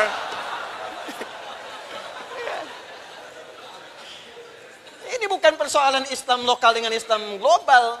Satu ibadah tuh nggak pernah beda-beda gitu. Jadi dulu sampai sekarang, kalau kita paham ilmu, nggak akan tersesat dalam beribadah. Ngerti ya sampai sini ya? Itu yang saya maksudkan. Nah, manfaat yang ketiga, Bapak Ibu sekalian, sebetulnya ada bagian kedua, cabangnya lagi. Jadi kalau kita paham ilmu arud, itu Anda bisa memahami cepat kaidah dasar-dasar ilmu. Karena para ulama dulu kalau ingin menyederhanakan pengetahuan dan dipahami dengan cepat, maka dia akan membuat sebuah nazam yang diambil dari ilmu arud. Contoh, orang dulu bikin puisi, cuman bikin puisi saja dari ilmu arud. Ketika kemudian ilmu dikendalikan oleh orang-orang Islam, maka ilmu arud dipakai untuk membuat nazam, memaksimalkan pengetahuan-pengetahuan yang dipelajari. Maka muncullah ilmu nahwu yang bahasanya banyak. Maaf, sorob yang berjilid-jilid kitabnya. Cuman disusun jadi 1002 bait disebut dengan alfiyah. Kalamuna lafzun mufidun kastaqim wasmun wa fi'lun thumma harfunil kalim wahiduhu kalimatun wal qawlu am wa kilmatun biha kalamun qad yu'am bil jarni wat tanwini wan nida wa al wa mustadin lil ismi tamyizun hasal bita fa'alti atat wa ya if'ali wa nun iqbalan fi'lun yanjalli. Contoh. Itu kalau Anda hafal itu saja, paham itu, Anda menguasai ilmu nahwu dan sharaf. 1002 bait. Ada Alfiyah Suyuti di ilmu hadis. Ada Asy-Syatibi dalam qiraat. Jadi kalau kita hafal itu, mengerti kita ilmu. Makanya orang-orang Arab dulu itu, ya, Nabi pun mewasiatkan, Umar bin Khattab yang paling perhatian. Kalau Anda ingin tahu tentang makna orang-orang Arab, lihat pada puisi mereka. Kalau Anda ingin tahu kejadian tahun jahiliyah sebelum lahirnya Nabi, tahun sekian ada terjadi apa? Cek puisinya orang Arab.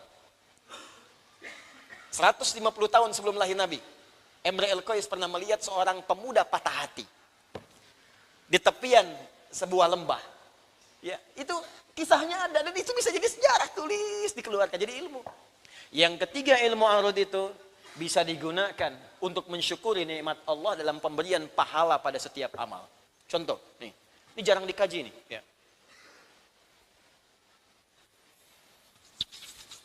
Ini kalau kita bisa menerapkan, jadi saya tuh ingin begini ya, coba Qurannya dipakai.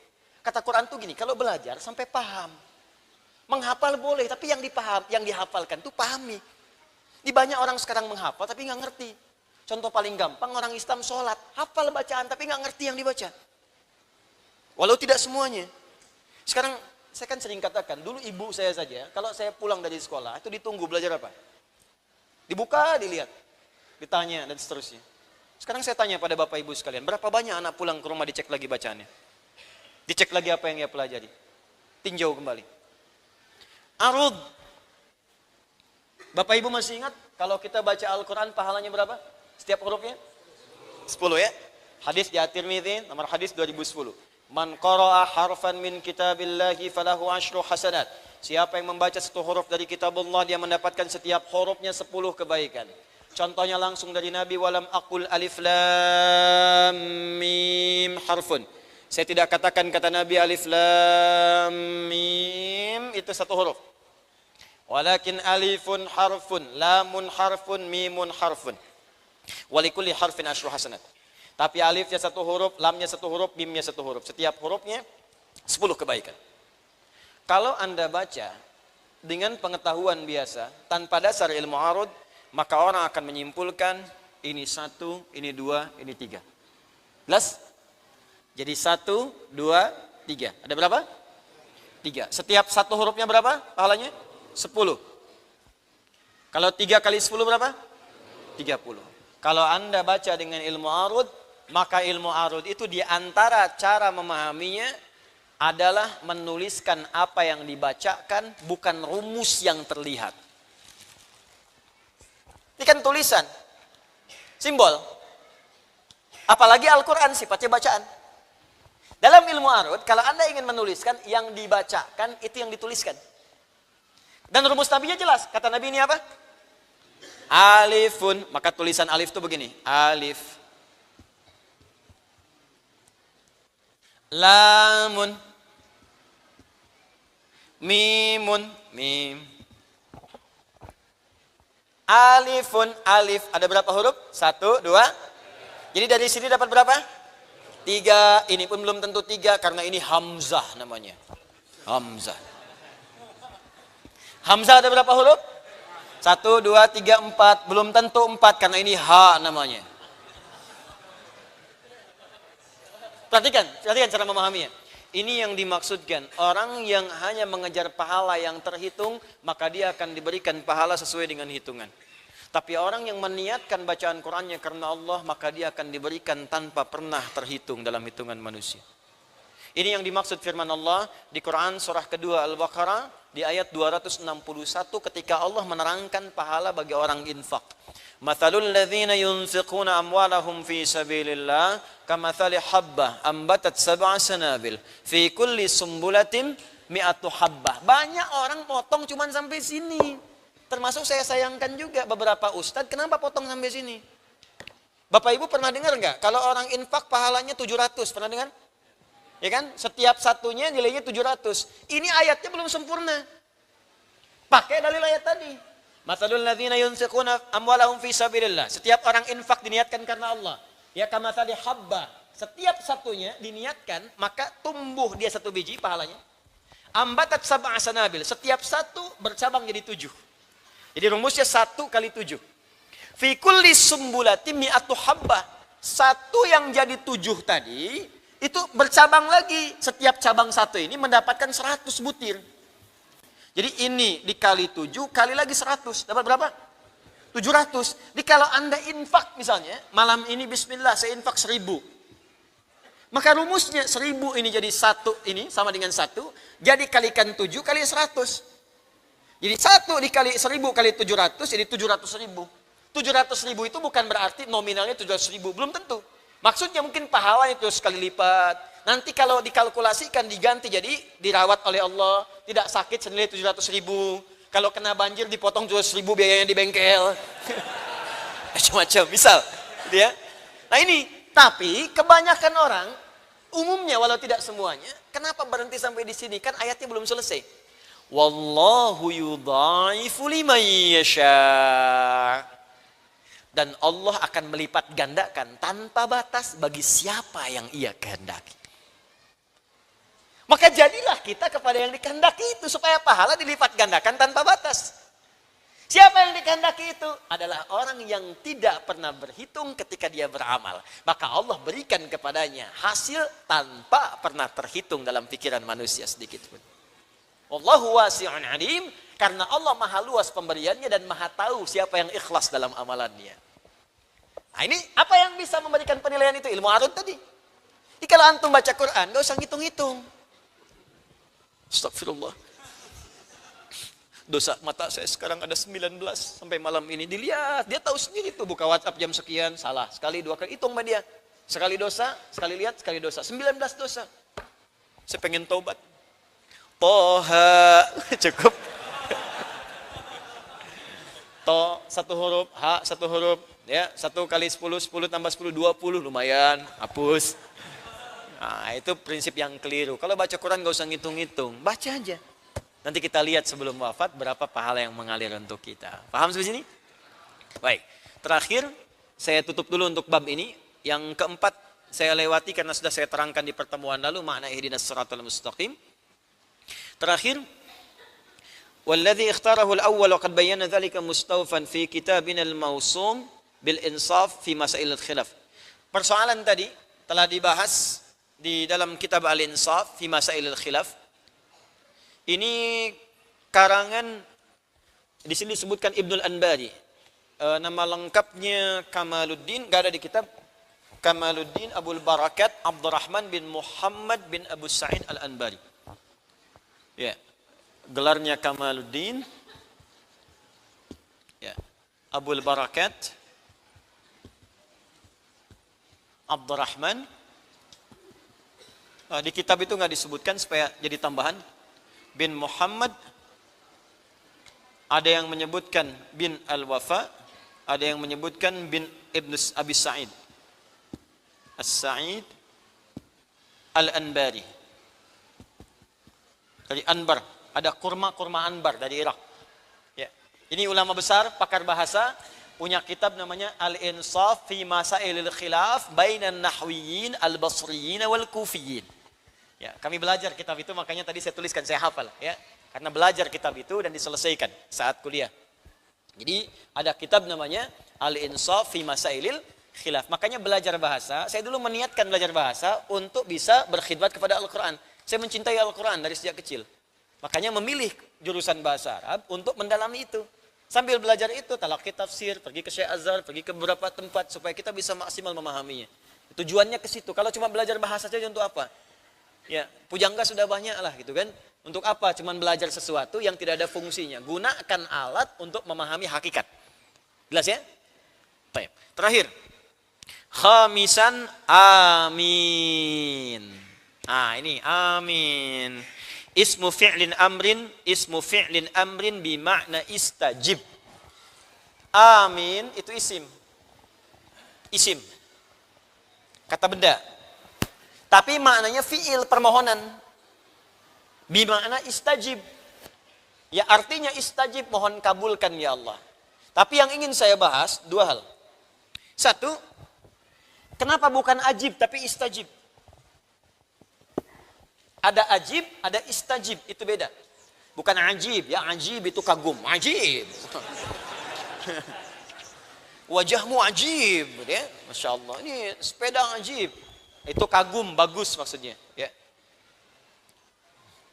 Tapi ini ajib, hamzah. Ini istajib. Apa bedanya? Bedanya yang ini ajib, yang ini istajib. Ya. Kalau ini kalimatnya langsung. Kalau ini menggunakan ista ke depannya. Di ilmu sharaf istaf'ala yastaf'ilu istif'alan. Mustaf'ilun, fahuwa mustaf'alun. Ya. Istaf'ala. Apa fungsi ista? Ista itu secara umum punya dua fungsi di ilmu sharaf. Fungsi pertama menunjukkan permohonan pada sesuatu. Permohonan pada sesuatu. Azina iznun, izin. Izin itu dari bahasa Arab. Kata izin dari bahasa Arab. Azina mengizinkan, izin bahasa Arab. Memohon izin, minta izin pakai ista, istadzana, istidzan, minta izin. Jelas? Baik. Yang kedua fungsinya menunjukkan usaha yang sungguh-sungguh untuk meraih sesuatu. Contoh, hasuna, baik. Istahsana, istihsan. Usaha yang sungguh-sungguh supaya jadi baik. Jelas? Hasuna, baik. Hasan sifatnya. Ihsan, keadaan yang diawasi menjadi baik. Istihsan, usaha sungguh-sungguh menjadi baik. Jelas? Ajib, mohon jawab ya Allah. Istajib, minta dijawab. Kenapa menggunakan ista? Untuk memberikan pesan. Kalau pengen dijawab oleh Allah, maka usahalah yang sungguh-sungguh. Salatnya serius. Salatnya khusyuk. Salatnya benar. Jadi kalau aminnya pengen dijawab, amin, amin. Kata amin itu didahului dengan kesungguhan. Makanya kalau orang amin, amin, amin sampai kiamat kurang 2 hari, tapi nggak pernah serius mengerjakannya, nggak akan turun jawaban. Ya Allah, mudahkan pernikahanku nanti. Ikhtiar dulu. Masya Allah, akhi, kapan menikahnya? Belum ada calon. Mana bisa? Ya Allah, berikan aku nilai sempurna dalam ujian nanti. Ya Allah, amin. Tapi nggak belajar. Malamnya nggak mengulang, yang akan datang jawaban itu. Sholat, tahajud, belajar enggak. Ya nggak nyambung. Jadi segala hal kalau diinginkan untuk dikabulkan, maka ada ikhtiar kesungguhan untuk bisa menyandingkan antara jawaban dengan ikhtiar tadi. Makanya saat Anda ingin diijabah oleh Allah, kan dalam doa-doa Fatihah itu kan ada doa kan? Yang saya ajarkan di pertemuan lalu, ketika iyyaka na'budu wa iyyaka nasta'in, ihdinas siratal mustaqim, pengen minta apa? Sertakan dalam hati kita. Ya. Nah, nanti semua yang disertakan itu ditutup dengan kalimat amin. Begitu amin kita benar, maksud yang benar itu ada kesungguhan. Sungguh-sungguh belajar Fatihahnya, bacaannya benar. Yang kemarin bacaan gak benar, panjang pendek, sekarang minta ke guru supaya dibenarkan. Talaqi Al-Fatihah yang benar, memohon kepada Allah, berusaha dengan khusyuk ibadah, wudunya benar. Ketika semua urutan ini benar, wudu benar, berusaha mengucapkan benar, cari pakaian yang halal, sholatnya diusahakan maksimal benar.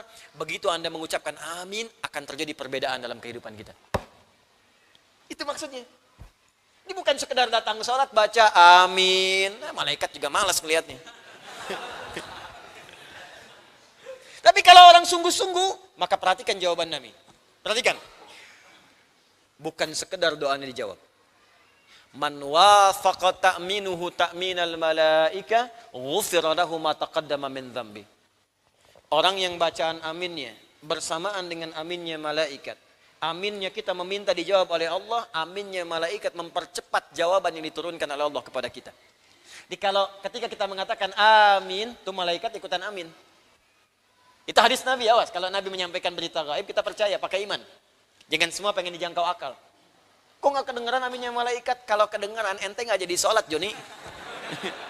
Amin, amin. Udah internet bolong gitu kan? Amin. Amin. Man wafaqa ta'minu ta'minal malaikat. Siapa yang aminnya bersamaan dengan amin malaikat, ghufira lahu ma taqaddama min dzambi. Hadis sahih. Hadis sahih. Maka dia dapat bonus seketika dosa-dosa yang ia pernah kerjakan sampai detik itu langsung diampuni oleh Allah Subhanahu wa taala. Wah, saya membayangkan kalau salatnya benar itu, Pak. Sejak baca iftitah, Allahumma ba'id baini wa baina khataaya kama ba'adta bainal masyriqi wal maghribi. Ya Allah, aku merasa punya banyak dosa. Aku akui banyak salahnya. Terus dibayangkan salah-salahnya. Maka mohon ya Allah, jika ini salat terakhir dalam hidupku, jadikan aku dan dosaku terhapuskan. Jauhkan aku dengan dosaku sebagaimana Engkau jauhkan timur dengan barat yang tidak pernah bertemu. Allahumma naqqini minal khataaya kama yunaqqa thawbul abyadu minad danas. Ya Allah, jika memang dosaku begitu pekat, maka mohon bersihkan seperti pakaian dibersihkan dari noda. Allahumma naqqini minal khataaya bil ma'i wal thalji wal barad. Allahumma ghsilhu bil ma'i wal thalji wal barad. Ya Allah, jika memang dia begitu lekat, maka mohon walaupun dengan air yang dingin bersihkan dan hilangkan dosa itu dariku. Aku enggak ingin tampak di hari kiamat, ya Allah. Lalu setelah itu dia baca Al-Fatihah, minta kebaikan kepada Allah, minta kemuliaan, minta doa. Begitu mengucapkan amin, meninggal dia pada saat itu, dosa diampuni, pahala datang. Itu caranya. Oke, coba berusaha tiap hari itu, latih lebih baik lagi, lebih baik lagi. Mau sampai kapan gitu? Mau sampai kapan? Mau sampai kapan? Berusaha lebih baik. Nanti kita rasakan kemuliaannya, enak. Ya mungkin tadi itu, apa yang kita bacakan itu tidak sampai kepada hati. Karena nggak sampai kepada hati, jadi nggak jadi bimbingan kepada anggota tubuh kita. Kalau hatinya tulus, ini ke mata jadi bimbingan sampai ke ujung kaki. Jelas ya? Nah, ini kalimat amin. Yang terakhir di amin ini, bagian keduanya, berapa harokat baca amin dibacakan? Amin. 2 harokat. Amin. 4 harokat. Amin. 6 harokat. Pilih 2, 4 atau 6. Nah, yang 6 angkat tangan. Enggak apa-apa. Tanggung jawab. Ya. Yang 4? Pak. Yang 2? Baik. Yang benar tanpa harokat. Karena harokat itu dibacakan hanya untuk Al-Quran, maka ada hukum tajwid. Letaklah situ harokat. Ya, harokat itu jangan dibayangkan fathah, harokat bukan. Makanya saya di metode kontemporer, besok nanti lusa hari Sabtu, saya akan membuka kuliah pertama. Setelah ini saya umumkan, kuliah sekolah terbuka Al-Quran. Pertama kali. Yang saya kemarin sampaikan, nanti insya Allah hari Sabtu kita akan mulai. Setelah ini saya umumkan. Ya, setelah ini saya umumkan. Jadi kalau kita baca Quran, di situ ada harokat. Paling gampang ngitung pakai detik. Misal, 2 harokat jadikan 1 detik. Ya. Bismillahirrahmanirrahim. 1 detik. 4 harokat 2 detik. Bismillahirrahmanirrahim. Alhamdulillahi rabbil alamin. 6 harokat 3 detik. Alhamdulillahi rabbil alamin. Ar-Rahmanir-Rahim. Jelas ya? Lebih gampang. 1 detik, 2 detik, 3 detik. Jadi kalau ada di teks-teks 6 harakat, berapa detik? 3 detik. 1 detik berapa harakat? 2 harakat. Jadi kalau setengah detik, 1 harakat. 5 harakat, 2,5 detik. Kalau pakai detik lebih jelas ketukannya. Tak, tak. Karena orang Arab dulu menyebut harakat dengan ketukan. Ketukan, ketukan. Nah, itu yang dimaksudkan. Jadi lebih gampang. Ya. Kalau kita baca Quran ada pilihan bisa 2, 4 atau 6 atau 5, ada. Ya seperti mad arid disukun misalnya. Ya, alhamdulillahi rabbil alamin, arrahmanir rahim, maliki yaumiddin. Kalau tarawih bacanya pakai hadar. 1 detik 2 rakaat. Supaya ayatnya dapat banyak, lama berdirinya enggak terlampau lama. Ya kan? Bismillahirrahmanirrahim. Alhamdulillahi rabbil alamin. Arrahmanir rahim. Maliki yaumiddin. Iyyaka na'budu wa iyyaka nasta'in. 1 detik. Tak tak tak. Kalau salat fardu bacakan 2 detik. Ya, pertengahan mutawassit. Supaya apa? Enggak kepanjangan, enggak kependekan. Alhamdulillahi rabbil alamin. Ar-Rahmanir Rahim. Maliki yaumiddin. Kalau sendirian, malam sholat silahkan sampai 6 harakat, 3 detik. Alhamdulillahi rabbil alamin. Ar-Rahmanir Rahim. Maliki yaumiddin. Jangan ketukar, tarawih 6 harakat. Waladdallin.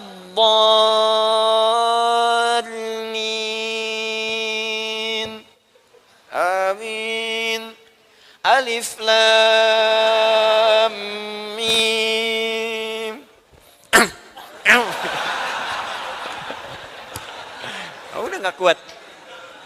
Ya. Nah, tapi kalau di luar Al-Quran, hukum harakat tidak berlaku. Hanya ada kepantasan saja, cocoknya pendek atau panjang. Contoh adzan. Adzan kan bukan lafaz Quran, tapi adzan harus pakai bahasa Arab. Makanya dalam kalimat Allah di situ bisa panjang, bisa pendek tanpa batas. Allahu Akbar, Allahu Akbar. Pendek kan? Tapi begitu menyebutkan yang kedua, Allah, silahkan sepanjang-panjangnya. Ya, sampai mau habis napas. Salah, kalau di Quran nggak boleh panjang-panjang, mabtabi 2 harakat. Tapi dalam adzan bebas. Hayya 'alal falah. Salat ada dalam Quran, tapi dalam adzan bebas. Hayya 'alas salah. Nggak harus dipatok, nggak bisa 2 harakat, mabtabi. Kasihan yang adzan. Hayya 'alas salah. Nggak beres-beres tuh. Cepat, terlalu singkat. Jelas ya? Nah, amin pun begitu. Jadi kalau ingin pendek, boleh. Amin. Cukup. Amin. Amin. Jelas? Tapi lihat kepantasan. Sekiranya bisa menyesuaikan dengan irama imam dan keadaan makmum pada umumnya. Karena itu indahnya dalam sholat, suara imam itu akan diiringi dengan volume amin yang sesuai dengan suaranya. Gak pernah ada imam baca kencang, aminnya pelan. Dan tidak juga imamnya pelan, aminnya kencang. Selalu akan seimbang. Coba antum ikuti. Ghairil maghdubi alaihim waladdallin.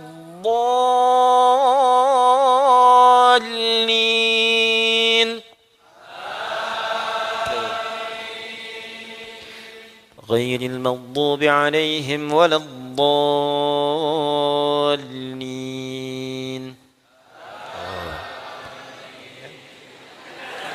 Benar kan? Gak ada imam pelan makmum kencang. Ghairil maghdubi alaihim waladdallin. Amin. Biasanya kode tuh, kode. Kalau rakaat panjang pertama, rakaat pertama imam kepanjangan, maka rakaat kedua makmum mulai ngasih kode. Ya, yang dehem, yang macam-macam, yang aminnya panjang, kencang. Nah, tapi sholat bukan permainan, sholat ibadah. Ya, jelas sampai sini? Baik. Nah, ini bahasan kita selesailah. Kita membahas wujuhul i'rab, tinggal ahkam syar'iyyah. Nah, sebelum masuk ke ahkam syar'iyyah, karena ini pertemuan yang selanjutnya, saya ingin menyampaikan dulu pengumuman kepada Bapak Ibu sekalian. Pertama, singkat saja. Seperti saya janjikan di beberapa hari lalu, bahwa insya Allah kita akan mulai mengeksekusi rencana kita untuk belajar Al-Quran secara sungguh-sungguh. Serius. Mustahil kita bisa mengamalkan Al-Quran kalau tidak mengetahui isi Al-Quran. Kalau kita tidak tahu isi Al-Quran, maka kita berusaha mencari mushaf. Tapi kan mushaf gak bisa dibawa ke setiap tempat. Yang paling gampang kita bisa hafalkan itu sehingga Quran menjadi bagian yang menyinari tubuh kita dan tindakan kita. Insya Allah, seperti saya sampaikan, akan dieksekusi harapan kita untuk berusaha menghafal Quran. Saya bikin 2 metode. Pertama, karantina yang 30 juz itu 30 hari dengan masa induksi 10 hari. Yang kedua, ini yang terbuka untuk semua dan nyaman, bisa dikerjakan dimanapun. Tapi sistemnya saya kontrol dengan rapi, sehingga saya bentuk seperti halnya sekolah. Dan kalau tidak serius, gak usah ikut. Ya, gak usah ikut. Nanti insya Allah kuliah perdananya, itu pembukaannya akan dibuka di hari Sabtu. Hari apa? Sabtu. Tanggal berapa? Ya, saya kan belum kasih info ya. Jadi tidak usah mengarang. Lusa. Sekarang tanggal berapa? 17. Besok 17 Jumat ya. Sabtu 18. Jadi hari Sabtu lusa. Kalau sudah hitungan Hijriah sekarang masuk Jumat, jadi ngitungnya besok, gitu kan? Tapi kalau hitungan hari ngitungnya lusa. Insya Allah di tanggal 18 di hari Sabtu Januari kita akan memulai kuliah perdana, kuliah umum terbuka. Karena terbuka, siapa saja boleh ikuti tanpa batas. Ya, baik yang anak kecil, remaja, dewasa, yang sudah sepuh boleh ikut. Yang saya ajarkan nanti ada 3. 1, keutamaan Al-Quran, secara singkat, karena sudah banyak saya terangkan. Kenapa mesti menghafal Quran? Apa hubungan Quran dengan ketentraman hidup dunia? Kebahagiaan dan kesempurnaan nikmat saat di akhirat. Secara singkat nanti saya sampaikan, hanya 15 sampai 30 menit saja. Setelah itu, saya ajarkan metode cepat tajwid praktis. Ya, bagaimana? Ya. Bagaimana memahami kaidah. Jadi nanti kalau bertemu guru manapun, insya Allah kita bisa mengikuti dengan cepat. Saya tidak mengajarkan hafalan. Ini ikhfa, ini idgham, ini munfasil, ini muttasil. Itu juga orang bisa menghafal. Yang saya ajarkan pemahaman. Kalau begini jadi muttasil, kalau begini munfasil. Kalau tutup ini arid disukun, ini dibuka, sukunnya lepas. Ya. Baik. Yang terakhir adalah metode untuk perangkat menghafal. Bagaimana menghafal secara santai dan tanpa sadar setelah selesai kita hafal Quran. Ya, memang kan harus selesai dulu, setelah selesai hafal Quran, kan? Nah, cuman kapan itu hafalnya? Seperti apa santainya? Tak terasa nanti. Tiba-tiba Anda 1 bulan udah hafal 1,5 juz aja, saking santainya. Dapat. Nanti kita sudah urutkan. Nah besok, lusa itu, Sabtu, itu masih kuliah umum, semua bisa ikut. Tapi setelah itu, saya sudah siapkan sistem registrasi, ada adminnya, ada semuanya, dan Anda harus mulai terdaftar kalau ingin serius. Karena di situ akan dipantau, ada setorannya, ada nanti kontrolnya, ada wisudanya, ada ijazahnya, ada sertifikatnya, ada tahsinnya. Ya, itu nanti akan berlangsung setiap tahun karena targetnya setiap wisuda setahun. Kalau ingin cepat 30 hari, kalau ingin santuy ya sekitar 1 tahun lah. Ya. Nah. Tapi kalau udah registrasi Anda nggak bisa main-main. Ya besok kuliah umum nggak apa-apa. Tapi kalau sudah mau masuk, ingin ikut silakan ikut. Sama-sama kita jadi ahli Quran, menghafal bareng-bareng. Ya, dan saya nggak seperti sekolah lain. Pada umumnya. Nanti besok saya terangkan lah lebih tepatnya seperti apa. Ya Ustaz, apakah ada biayanya? Apakah ada SPP-nya? Nanti besok saya terangkan. Tapi nggak akan ada SPP seperti yang misalnya umum, tidak. Karena saya tidak akan pernah bertransaksi dengan Al-Quran. Paling-paling saya latih Anda beramal. Teman-teman, kita mau kumpul tempat ini. Di tempat ini mungkin nanti kita kumpul sewa tempat. Kita mau iuran ini sewa tempatnya, siap, kan? Teman-teman nih ada admin, mungkin beli ini perlengkapan gini, ini kita wakafkan langsung karena Allah jadi amal soleh kita. Bisa ya sudah kita kerjakan. Kalau nggak ada, nggak perlu iuran. Kalau saya punya uang cetak musab, saya cetak. Kalau kita mau sama-sama ya kita di situ sama-sama cetak. Jadi itu sistem saya.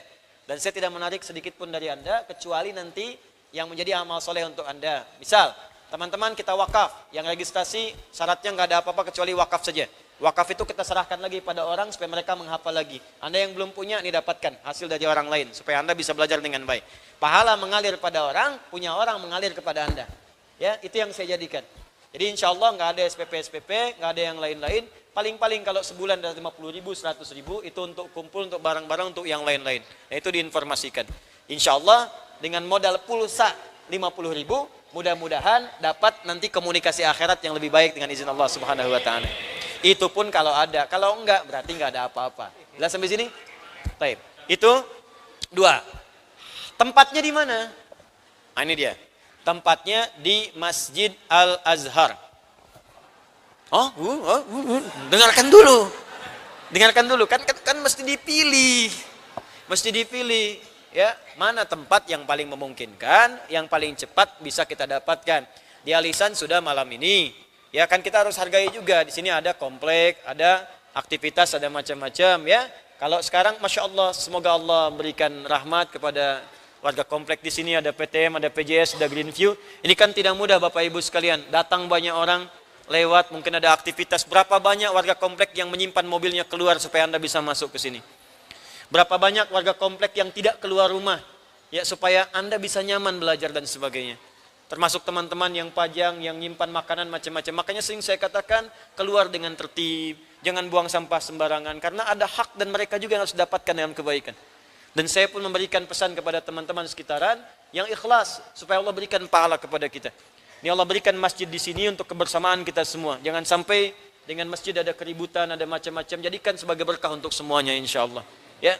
Nah, nanti hari Sabtu kita di Al-Azhar, jamnya jam 8. Ya saya harus bikin bagaimana lagi. Ntar saya buat jam 10, yang bilang sini ya. Saya bikin jam 12, yang sini ya. Saya bikin tengah malam, yang datang pocong. Gimana sih? Udah salah satu. Kalau nggak bisa datang, ada wasilah, kita rekam. Anda nanti di situ simak. Ya, baik. Kalau nggak bisa datang, bisa tersambung live. Tapi pendaftaran dibuka online setelah itu. Jadi walaupun tidak sempat hadir, Anda bisa mendaftar langsung. Kita sampaikan nanti. Ya. Nah, gimana petunjuk lengkapnya? Nanti insya Allah di media sosial kami, Adi Hidayat Official. Nanti di Instagram akan muncul flyernya. Mungkin malam ini kalau nggak besok. Ada flyer nanti, nama sekolahnya apa, tempatnya apa. Setelah taklim besok, kuliah umum, akan langsung dibuka registrasi.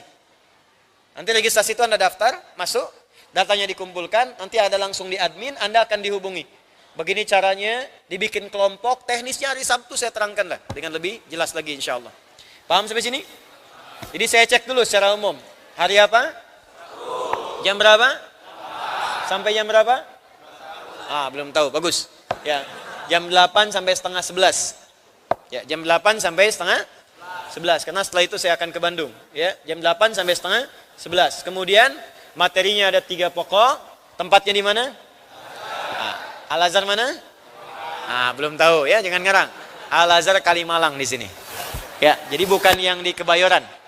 Ya, bukan di Kebayoran, bukan di Bintaro, tapi yang di Kalimalang.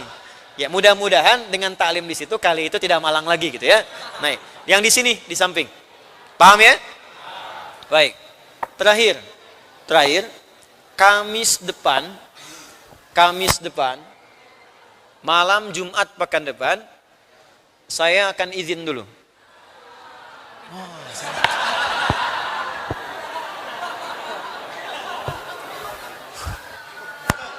Bu, ibu kalau mau datang silahkan. Cuman saya nggak ada gitu. Saya mau ke Korea dulu ya. Sebentar, ntar pulang lagi. Ya, Korea, Cipanas sanaan dikit. Ya. Saya mau persiapan mau ke Korea dulu. Dan teman-teman di Korea insya Allah saya akan berada di Busan insya Allah. Dan kita berjumpa di sana. Kita tersambung nanti dari sana.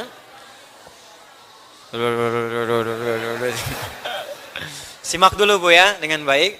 Jadi malam Jumat pekan depan, sementara saya tidak bisa mengisi, kita libur dulu.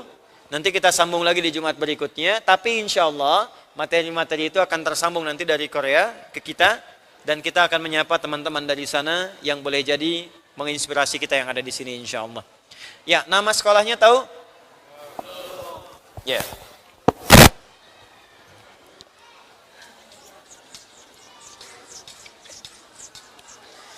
Nama sekolahnya nanti Sabtu saya beritahu lengkapnya. Tapi saya pengen tanya, mau hafal Quran? Mau jadi ahli Quran? Ya, mau sama-sama berusaha jadi ahli Quran? Baik. Usahakan jadi ahli Quran. Jadi sekolahnya namanya UAH. Usahakan ahli Quran. Usahakan jadi ahli Quran. Oke? Oke. Nah, maka brandingnya UAH oke. Enggak, ini enggak bercanda, nama sekolahnya UAH, usahakan jadi ahli Quran ya. Target kita sampai wafat. Targetnya sampai wafat. Mudah-mudahan Allah meridhai kita semua. Ya, jadi nanti hari Sabtu kita mulai, kita bertemu dan semoga semuanya dilancarkan oleh Allah Subhanahu wa taala. Malam hari ini saya akan ada banyak hal yang saya kerjakan dulu. Ada hal-hal yang teman-teman ingin sampaikan bisa disampaikan lewat admin kami dan mudah-mudahan semuanya diberikan keringanan oleh Allah Subhanahu wa taala. Allahumma taqabbal minna innaka antas samiul alim wa tub alaina innaka antat tawwabur rahim. Allahumma 'allimna ma yanfa'una wa 'allimna ma jahilna. Allahumma waffiqna ma ta'allamna linafhama bih wa waffiqna ya Allah ma fahimna lin'amala bihi. Ya Allah, anugerahkan kami ilmu yang bermanfaat yang mengentaskan ketidaktahuan kami. Anugerahkan kami ilmu yang bermanfaat yang membimbing kehidupan kami lebih baik dalam pandangan-Mu. Allahumma ya Allah, bimbing kami untuk memahami apa yang kami pelajari dan bimbing kami untuk mengamalkan apa yang telah kami pahami. Allahumma alif baina qulubina ati anfusana taqwaha wa zakkiha anta khairu man zakkaha anta waliyuha wa maulaha. Ya Allah, lembutkan hati kami, satukan diri kami, jauhkan kami dari perpecahan ya Rabbal Alamin. Beningkan hati kami dari kotoran-kotoran jiwa yang mengotorinya. Engkau pemilik jiwa kami ya Allah, Engkau yang paling mengetahui keadaan hati kami. Allahumma janibna minat tafraqah. Ya Allah, jauhkan kami dari perpecahan. Wahid sufufana, satukan saf kami ya Allah. Barik fi umurina dan berkahi segala aktivitas dan kegiatan kami. Allahumma idza kana hunalika ya Allah naktah sauda fi qulubina tahjubuna min ridhak. Allahumma kaffir 'anna sayyi'atina wa ya Allah likay nataqarrab ilaika bi islah. Ya Allah, jika ada noda-noda dosa terpatri di malam ini dalam jiwa kami yang menghalangi dan menghijab kami untuk mendekat kepadamu ya Allah, mendapatkan ridhamu, maka mohon di malam ini hapuskan semua kotoran dan noda dosa itu ya Allah. Beningkan jiwa kami agar kami bisa mendapatkan cahayamu, kembali kepada fitrah kebaikan, mendapatkan ridhamu. Allahumma ij'al baqiyata hayatina hayatan thayyibah wa akhir hayatina husnal khatimah.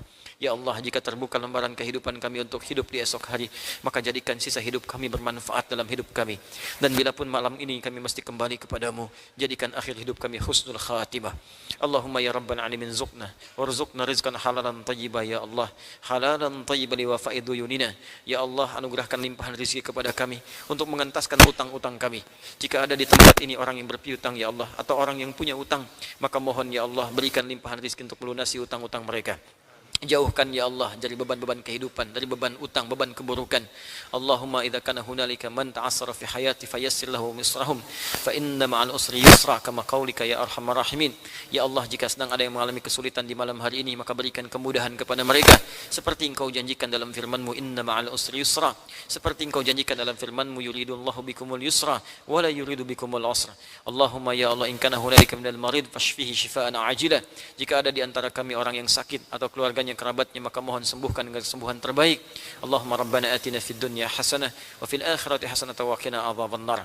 Allahumma ya Allah, Allahumma ya rabbal alamin, Allahumma ya arhamar rahimin, irhamna fid dunya wal akhirah. Ya Allah, pemilik Rahman dan Rahim, anugerahkan rahmat-Mu kepada kami di dunia dan anugerahkan rahim-Mu kepada kami di akhirat. Allahumma barik ya Allah biladana Indonesia wa taj'alha ya Allah ij'alha balatan thayyibatan wa anta tarda anha. Ya Allah, jadikan negeri kami Indonesia balatan thayyibatun dan Engkau ridha dengannya. Ya Allah, bimbing para pemimpin kami agar bersikap adil dalam kepemimpinan mereka. Ingatkan mereka ya Allah bahwa mereka akan wafat dan kembali kepadamu, dan jaga para ulama kami agar mereka ikhlas dalam berdakwah. Jauhkan ya Allah para ulama kami dari perpecahan, dari segala sifat-sifat buruk, dari niat-niat yang kotor. Allahumma jadikan kami sebagai hamba-hamba-Mu yang saleh. Bifadlika subhana rabbika rabbil izzati amma yasifun wa salamun alal mursalin wa akhiru da'wana subhanakallahumma wa bihamdika asyhadu an la ilaha illa anta astaghfiruka wa natubu ilaik. Walhamdulillahi rabbil alamin. Thumma assalamu alaikum warahmatullahi wabarakatuh.